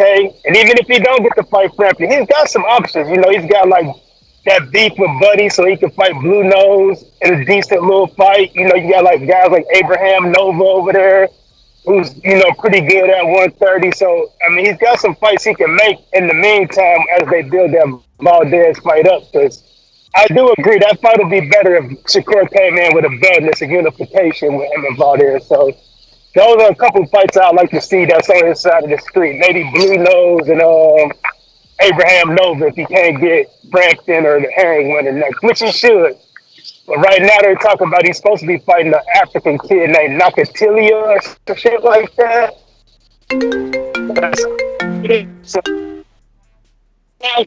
It's not like he's in the same position like Boo Boo and Bud. He has to fight these tough fights with these sexy names. So, I wish numbers the best for Shakur. So y'all have a good one, man. But I'm on this road getting to it. Y'all take care. Yo, be safe, brother. Yes, sir. Shout out to Brandon out there, man. Cincinnati. Man, did you see Herring on the scales? On the scale? Yeah. Nah. On the weigh-in? Man. I don't know how the hell he makes that weight when he's that tall, man. It looked like he had nothing on him. But he made it comfortably. He made it by like 7 ounces. It's crazy, man. It's crazy. Gentlemen, real quick, let me go ahead and bring on Coach. Oh, that's why it ain't work. All right, let me see. There we go. Let me bring on Coach O. Coach, man, thank you for coming on. Good morning. How are you? Hey, man. Good morning, everybody. How you doing? I'm good. We're good. So, Coach, man, I've been calling you Coach O for so long. I know you're Kashad Elliott's dad, but you're definitely not a senior. So, what's the first and last name for anybody that's gonna look you up after this interview? My first and last name is Amon Elliott. Amon Elliott. There you go. I'm used to Coach O, man, but I wanted to get you I'm on. used to Coach O too. Oh, perfect. I wanted to get you on, obviously, outside of training your son, Kashad Elliott, who we last seen on the Top Rank card. You've taken on the task of taking Thomas Lamana to a world title shot with Islandri Lara, a very known name in the boxing community. So, yeah, I just wanted to, interview you based off that and get your thoughts. Why did you take on the Lamana task? I mean, well, opportunity like this is, when you get that call, man, you see these moments. You know what I'm saying? I had real good history with Cornflake, and we're very familiar with each other, but we just never locked in and worked together. So, when he brought this to my attention that he had the Lara fight, I'm very familiar with the Cuban fighting system. I'm very familiar with. You're Cuban Lara. yourself, right? Yeah, I'm black and Cuban. Yep. So I'm just real familiar with the system, their style, and again, being familiar with Cornflake, I knew that I had a blueprint for Cornflake to put it together so that when the night's over, it's and anew, and it's Thomas Lamana with his hand raised. So, I started working with him his last fight, when he won a smaller title, like a little smaller WBC title. It was really a good fight to put him in position with Lara, and we worked on a few things, and he liked what I was showing him and teaching him and instructing him, and he utilized some of those things in his last fight, and from there it was just on. We locked in and crossed the T's and dotted the I's, and I've been in camp since. So I'm assuming you got him sparring your son. No. What? No. So unfortunately, yeah. So Kashad, we call him Horse. Horse was going to actually be one of the main sparring partners, because of the style. You know what I'm saying? But Horse actually, I didn't tell you though, but Horse had a hand injury. He's nursing a hand injury right now. He was supposed to fight February 8th, but he hurt his hand sparring, so he wasn't able to make the trip. But we've actually found some very good, solid work. I actually just got off the phone with Ernesto, who was Swift Hurst trainer. Yes. And one of his me and him been communicating and putting some different things together. We actually have one of his kids, Aaron, who was one of Swift's main sparring partners, and so he's up here helping us out. We had 2 young men, Deshaun Lee and Kid Kill from New York. They'll actually be back down next week. We just been getting the right looks, young, hungry guys, and they're giving us the look that we need, and it's coming along real nice again. Beautiful. So I gotta ask, man, you really think Cornflake can do it, or you? I mean, I don't want to say, this. There's no way for this not to sound bad, but or are you there for the check? Because boxing fans are looking at his Jorge Cota fight, and we know that Laura's like 10 levels above Jorge Cota, and that fight was crazy tough. Right. Like I know Cornflake all his career, man. I was going to the Bailey's and the Claridge Hotel and Casino when he was, when he first started. So it's like watching the Cota fight, it's hurting me because he getting hit. So I could just imagine Laura being more accurate. Like, how are we gonna help him not get hit like that by such an accurate puncher in Laura? Right. Well, you guys excuse me. I had to put the mask on. Hold on. So this is the deal. One thing about me, I'm not pressed for money. So this is definitely not for no check. You know what I'm saying? It's definitely not for no check. I'm not pressed for money at all. I hate losing more than I love winning. I'm one of them kind of guys. I'm very competitive. Anybody that knows me, from the amateurs, pros, whatever, fighters, coaches are like, I do not play no games when it comes to boxing. So this is, you can rule the check thing out. You know what I'm saying? Like, I'll turn a fight down. The money don't move me. I'm just not cut like that. Thomas's fight with Cota, I feel like, and he'll tell you himself, this is not me. I was actually at that fight. That was not the best Thomas Lamana. And through conversation with him, he didn't take that camp as serious as he was supposed to. And the Cota fight was more of an eye-opener, as far as, like, if you're going to compete on world-class contender championship level, you got to put in the necessary work and go through the necessary channels to get the job done. So, this was all stuff that me and Cornflake covered before coming out here. You know what I'm saying? Because, like, it's nothing. I can get an opportunity like this again, and I may turn it down because I'm not on the same page as the fighter. So, definitely not no check. I really, I believe from what I'm seeing in camp, he's gravitating towards what I'm giving him and what I'm showing him. And fight night, it'll be a surprise to everybody else, but it won't be no surprise to me. I'm going to leave it like that. Hey, Coach. Thanks for coming on with us. But when you first jumped on, you said you're familiar with the famous Cuban amateur style that is well known throughout the boxing community. And that's why you believe that you can help Lamana. But can you just tell me and maybe the people out there what makes that system and what makes them Cuban fighters so difficult, like the style they bring? They're rhythm fighters. They're rhythm fighters, and I actually teach that style. So it's more of a rhythm thing, and they don't waste punches. They don't waste a lot of punches. It's just rhythm and timing, rhythm and timing, rhythm and timing. If you break the rhythm and you pressure them, but the pressure has to be smart pressure. It got to be smart pressure. You can't just rush in and shit like that. Like, it got to be tactful. And then it's also their punch system is different.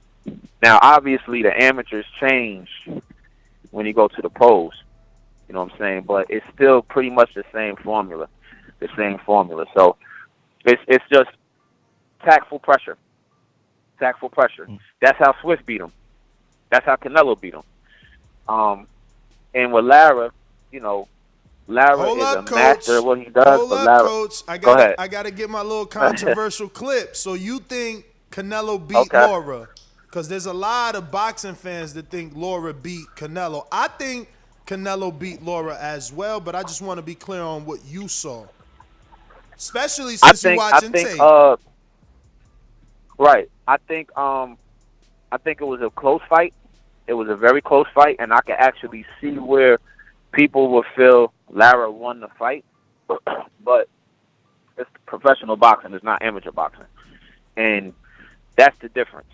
When that style translates to the pros, Canelo was more effective with his aggression. A fighter can win a fight working off the back foot. It can happen. A fighter moving, running and you and stuff. But I just felt like Canelo did a little bit more with effective aggression coming forward and pressing the action than Lara did winning off the back foot. So Coach, what I want to hope to see you change in Lamana is that he's like the type of guy that'll put his head on the other opponent's head and his earmuffs on, and it's like, you hit me, I'ma keep my earmuffs up, and when you finish, I'ma unload my own 1, 2, or 3, and you know that ain't gonna get it done. So I'm just hoping, that changes. Right. Yeah. Is that a thing that fighters do? Let me ask you: is that a thing that fighters do because of Tank? Because I get in the ring, so I can see myself definitely wanting to clinch and stuff because I'm tired. Or is that also a mentality thing? It's a mentality thing, but it's also a matter of it's an art to fighting inside. You know what I'm saying? So, a lot of fighters, they'll go to clinch or just go back and forth, but it's a strategy with that too. Inside, you want to use it. If fatigue is setting in, an intelligent thing to do is to touch with soft punches. Not even soft punches, but just light touches. That's a better way to define it. Light touches, where you're turning the punches over, but it's just more so just touches to set up a big shot.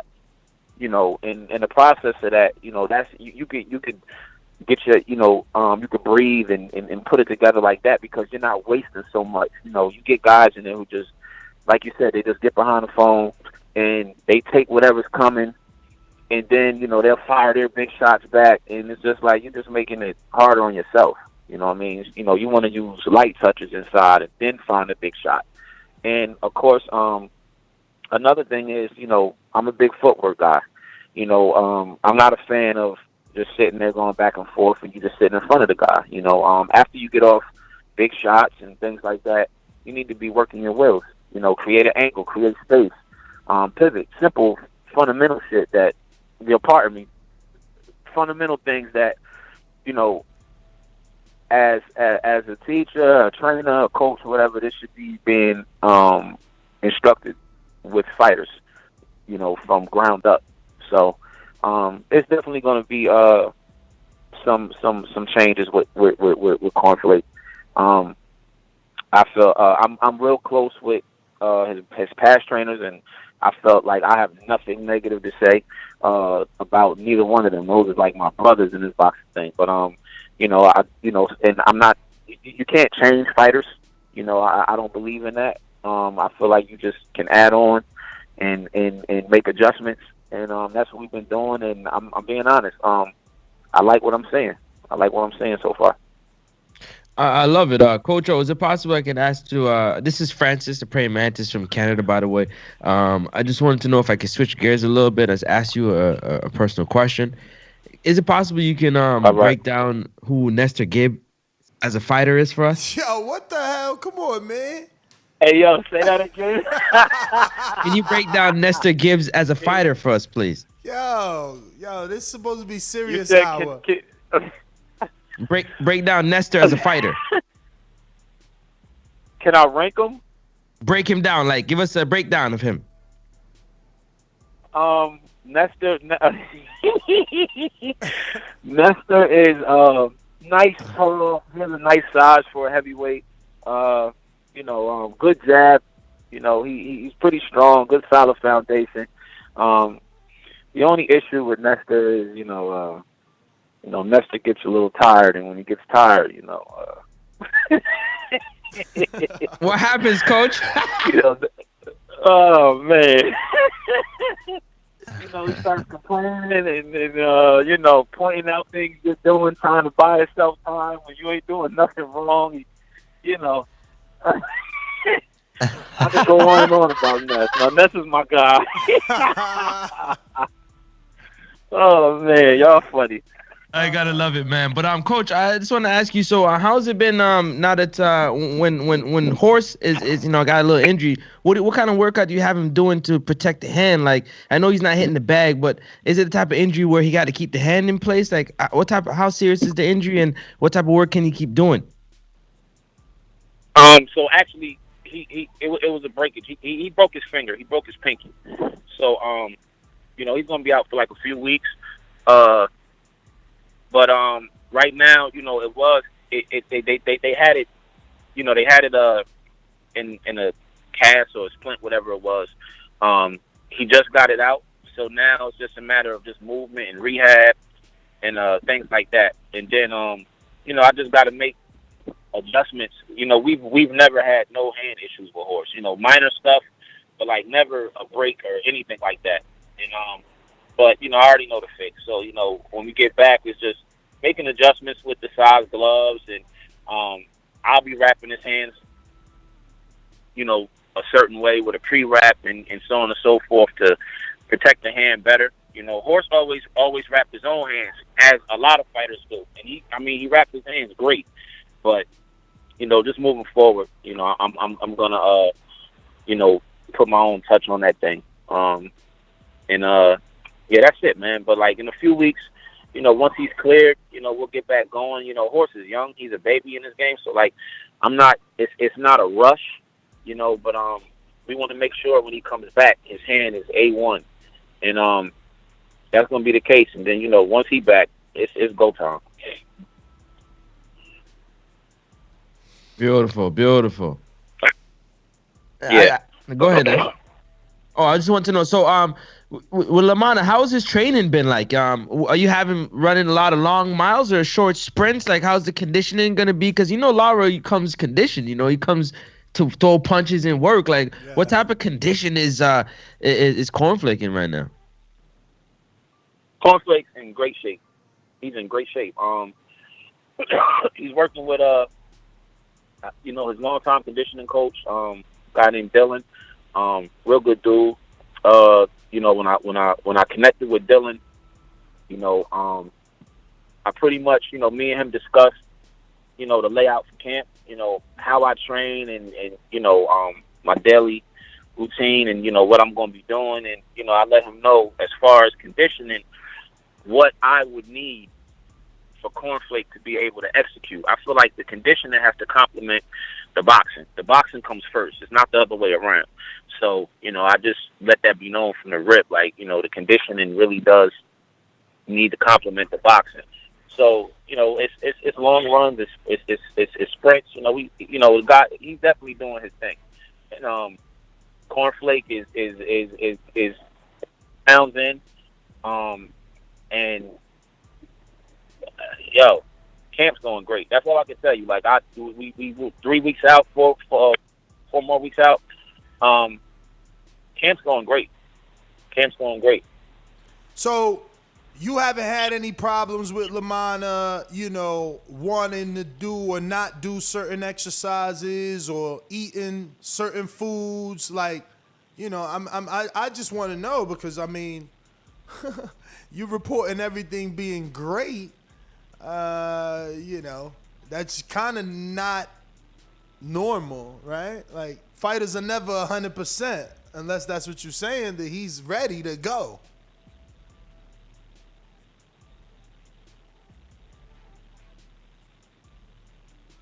Uh-oh, did we lose him? We lose him? Yeah, I think we lost him. Shit. Let's ask that question. He bounced. Yeah, we dropped. All right. Well, that's that. Let me, should we wrap it up there? No, he gonna come back. Something probably happened. You want? Oh, is that's a co-main, isn't it? Ain't that the main? I thought that was the main. Lara ain't the main? No, I thought they're on the Ruiz car. Oh, really? Shit. Think so. No wow. way. Man, I might be wrong, but I thought that's how I was check reading that out an for article. us. Check that out for us, Morehouse. But in the meantime, in between time, you know what to do, man. I don't have to keep telling y'all. go ahead and smash that thumbs up button. Hit the subscribe button. Hit the join button. Sign up to Patreon. Get your life right. Get in the ring and swing if you bout that life. If not, 3-on-3 tournament. Tighten up your shoes. Get on the court. Get crossed up. Dunked on. That's going to drop step. Bang on you. You know what I'm saying? Dude's going to be crossing you up. Whatever you got to do, you know what I'm saying? It's going to go down. Or if you just want to kick it, chill back, have a few, adult beverages, you know what I'm saying? Talk to a few people. Then the live tour show is definitely something that you want to check out. All BP Network. Appreciate you. What we got next? What we got next? I was wrong, fellas. I was wrong. Okay. Yeah, it's a week after. James Benitez, talk to me. James.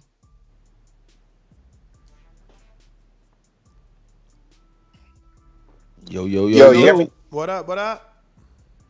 Hey, man. Hey, good Friday, man. Thank you for the good show and the good content and everything. First off, man, I'm actually becoming more and more of a fan of Andre, man, from what I'm just hearing from his team and himself and everything. Man, Charlo a big-ass duck, man. Big-ass duck, man. Yo, $7 million, man. Like, yo, ain't no way in hell, man. You should have took that, didn't Brandon Jacobs just say he just started making M's? I mean, but Jamal's so come on, Jamal's argument is it was 7, but they never sent it. They never sent it. He mad over some young boy shit. So when they were real young. Yes, but just also can't move on from the past. Come on. Yes, but also the fact that they never sent an offer, like they just said it, like they never sent it. Oh, man, sometimes a verbal offer, man, that's made on a public airway or whatever, man, that could be taken seriously. Mm-hmm. You know what I'm saying? So I think that he should have really took something more serious instead of just trying to be passive, because that probably would have been the best payday that he probably would have made at that point in time. I don't know about now, but also I like the fact of the things he was talking about with Shakur, man. Like, why only trying to do the WBO, the top rank side and stuff, man? JoJo Diaz and Tevin Farmer are some damn good fights for him, man. Hell yeah. Those would be like, I think those are almost maybe pay-per-view if they were to do that or whatnot for Shakur as a debut, just to test the waters to see.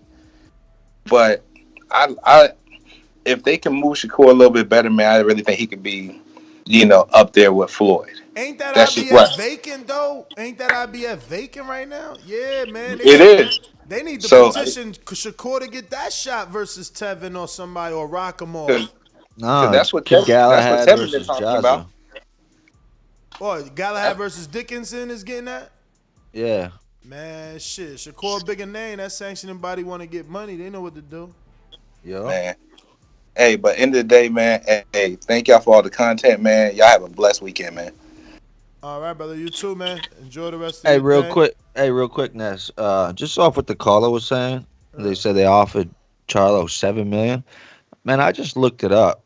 Every boxing news outlet is saying that his guaranteed money for that fight was $1 million. Now, you can't tell me that he made up another $6 million in pay-per-views against Rosario. I mean, come on, man. Who's Rosario?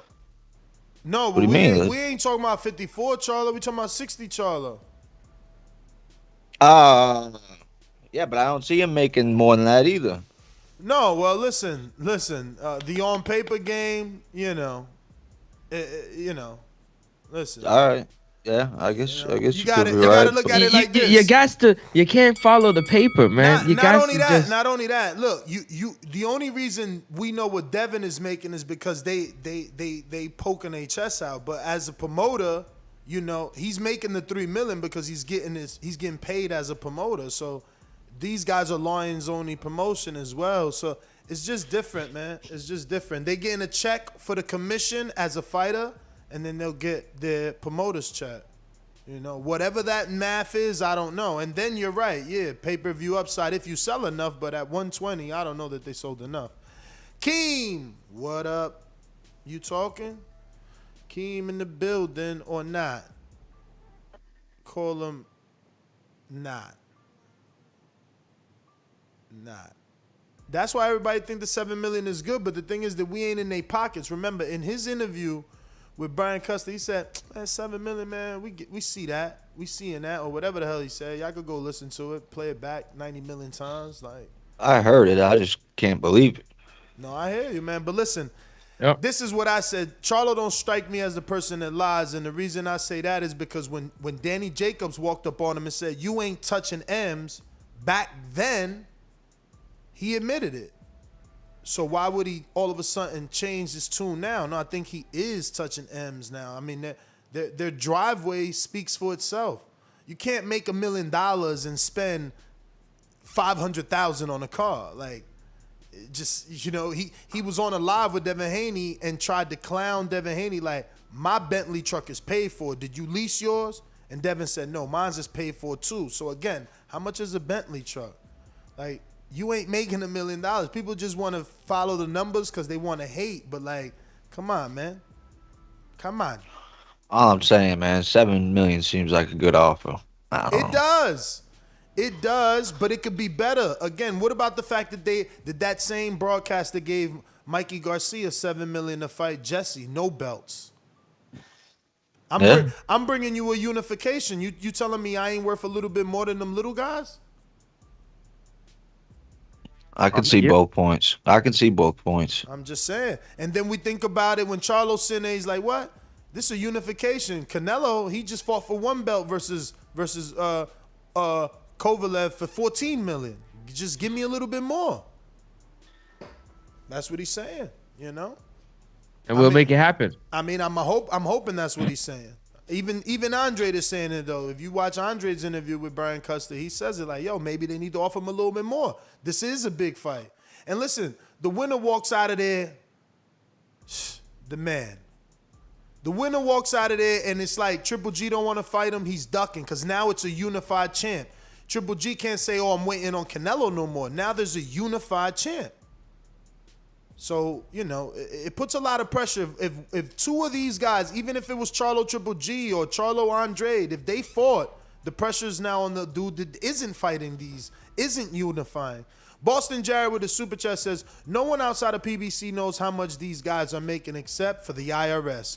When you don't make a counter offer, it looks like you don't want to do business. I agree with that, and I can agree with that. You know, they don't want to do business because they didn't counter offer. But again, what am I countering? An interview? Like, let's be real, gentlemen. Am I supposed to counter an Eddie Hearn Instagram live? Like for real. Is that something you're supposed to hop and scop and jump off? Like, I don't know. Send me the contract. Send me the term sheet. Let me present it to my fighter. Let me present it to his manager, advisor. Like, you know, would you sending me a link to an IFL video? Like, Ronald Finkley with the super chat that says, great interview. Thank you, buddy. And Teddy B Midwest Sports Talk says, Ness, rant at the beginning is hilarious. What rant? I had a rant? I didn't even know. I didn't even know, but I'm glad you enjoyed, man. You know, I love what I do. So, you know, if y'all don't like it, then I would be fucked over because I love doing this shit. Straight up. Like, no other way to look at it. Bro, we did 3 lives yesterday, and I'm always on my phone trying to get like a spontaneous interview. I hate those planned interviews because it's like conversation. It's like, boom. You know what I mean? But yeah, there is no such thing as equal pay in boxing. But maybe if we were under one promoter, man. Right? Because those UFC guys seem to be happy with the purses they get. You know? I think they're just happy with the activity. Nah, they're happy because that's all they can get. They can't go nowhere else. Carlito, you reaching, man. So Carlito wants Eddie to draw up a term sheet only when Jamal Charlo publicly accepts an interview offer. He said, Ness, don't be foolish. You don't draw up a contract without knowing if the other sides are on board. So Francis, I'm supposed to be like, yeah, we're willing to offer Jamal Charlo $7 million. Jamal's supposed to hear my interview and be like, yeah, I'm willing to accept his $7 million. And then I wait for the term sheet. Man, come on, silly bitch. So that when you get the term sheet and you send it back and say, yo, I don't like the contract, you're going to be like, but you already accepted it. He could have sent an email and stop emailing Louis DeCubas unless you're CCing Al Heyman. You know what I'm saying? Right. You said Well, that's what I Eddie spoke to Herring said. He Louis. goes, well, I thought spoke it to was Lions Louis. Promotions. I So I spoke to talked to Louis. Charlo directly. How you gonna talk to Charlo on your Instagram live? Like, stop it, man. That's not where business is done. Yo, Alice York sends a massaging dog happily massaging his cheeks with his mouth open. Thank you, Alice. Yeah. Yo, contracts cost money. Yeah, Come on, Carlito, Carlito. that's why you sent an email. Stop it, man. You reaching so... Yo, these Eddie Hearn defenders, Jesus, they're like the Mandalorian of Matchroom and shit. They like hunt anybody down that says something bad about Matchroom. Stop it, man. Like, you need to send something so they can accept. They cannot accept an interview. But look, if you feel something was sent, cool. Charlo, he contends that nothing was sent. That was the last words on the Brian Custer interview is, what offer? He said, only time I talked to Eddie was on an Instagram live. He didn't reach out to any of my peoples. And Ronnie Shields says the same thing. So now everyone is lying, but besides Eddie. Come on. But It doesn't make any sense. yeah, But what? No, I was gonna say those are all the callers. We got I wanted to. We're gonna do a prediction show, on, but we got some fights to talk about. Make some What hard predictions. We haven't done a betting show in a long time. I think today we should kick it old school and do a betting show on the fights that we have on the docket. There's no fights to bet on. What are you gonna bet on? What you mean? There's no fights to bet on. What are you Morehouse gonna bet on? just told you take 10.5 yesterday on the over. Like, you're not listening? You gotta check your headphones, champ. Right, 10.5 He's not on what listening. over? What over? Tell him more. Over 10.5 rounds. Who? Over 10.5 rounds. Frampton and Herring. Someone asked about a parlay, and I gave him Telling 2 you, man. bets. Like, we over here, we bet, bro. You over there with your hands in your I pocket. don't bet, man. I moved to a state that doesn't bet, man. I don't condone betting, man. Once I left Jersey, we don't do that, man. We don't do that. We don't do that. I wish. I actually asked DraftKings to send me my $101 back. I said, send that shit check status to me, man. Give me that back. Send it in the snail mail for me, man. Give I'll it wait. back. That's crazy, man. But like I said, Morehouse was talking about Herring on the scale, and he looked like he didn't have nothing on him. And before Morehouse jumped on, I asked Ness, I said, yo, to me, it either looked like Jamel Herring is in amazing physical condition or he looks overtrained. To me, that's my personal opinion. Like, you know what I'm saying? I don't know how he made it like comfortably, super though. drawn. Like, huh? I don't know how he makes it comfortably, though. He made it by like 7 ounces. That's crazy. Frampton came on bang on the number, and he's coming up from a smaller weight class. Or he did a couple fights. He fought his last fight higher at 135, I believe. But, I mean, Herring had plenty of weight to spare. It was crazy. So those are one of the things that I talk about. Is that going to play? Ned said he's been training for the last 3-4 months, like straight, pretty much. Like after COVID, in his fight, he's just been in the gym. And, they train hard over there, Bud's camp. So is he overtrained? Is he, what I'm saying? Or is he just in very good physical condition? That is my question. I know, you cut weight and blah, blah. I get all that, man. I get all that. But just how brother looks, he looks tired.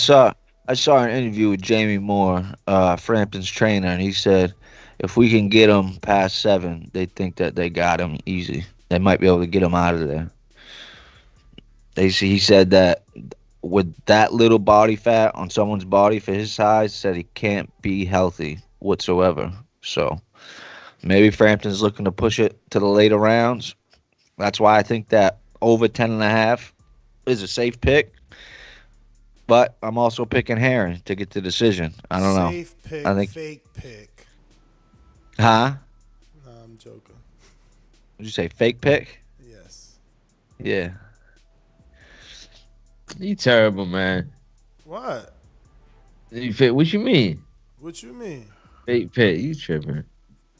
Anyways, I man, was that's just rhyming, man. I was just rhyming. Y'all taking it too serious. yo. We talking boxing, man. It is fight week. It's weigh-ins. What happened today? Everybody, you know what I'm saying, get to eat, rehydrate. It's time to fight, man. Yeah, Jake and it's Paul weird times tomorrow about to too. throw hands tomorrow.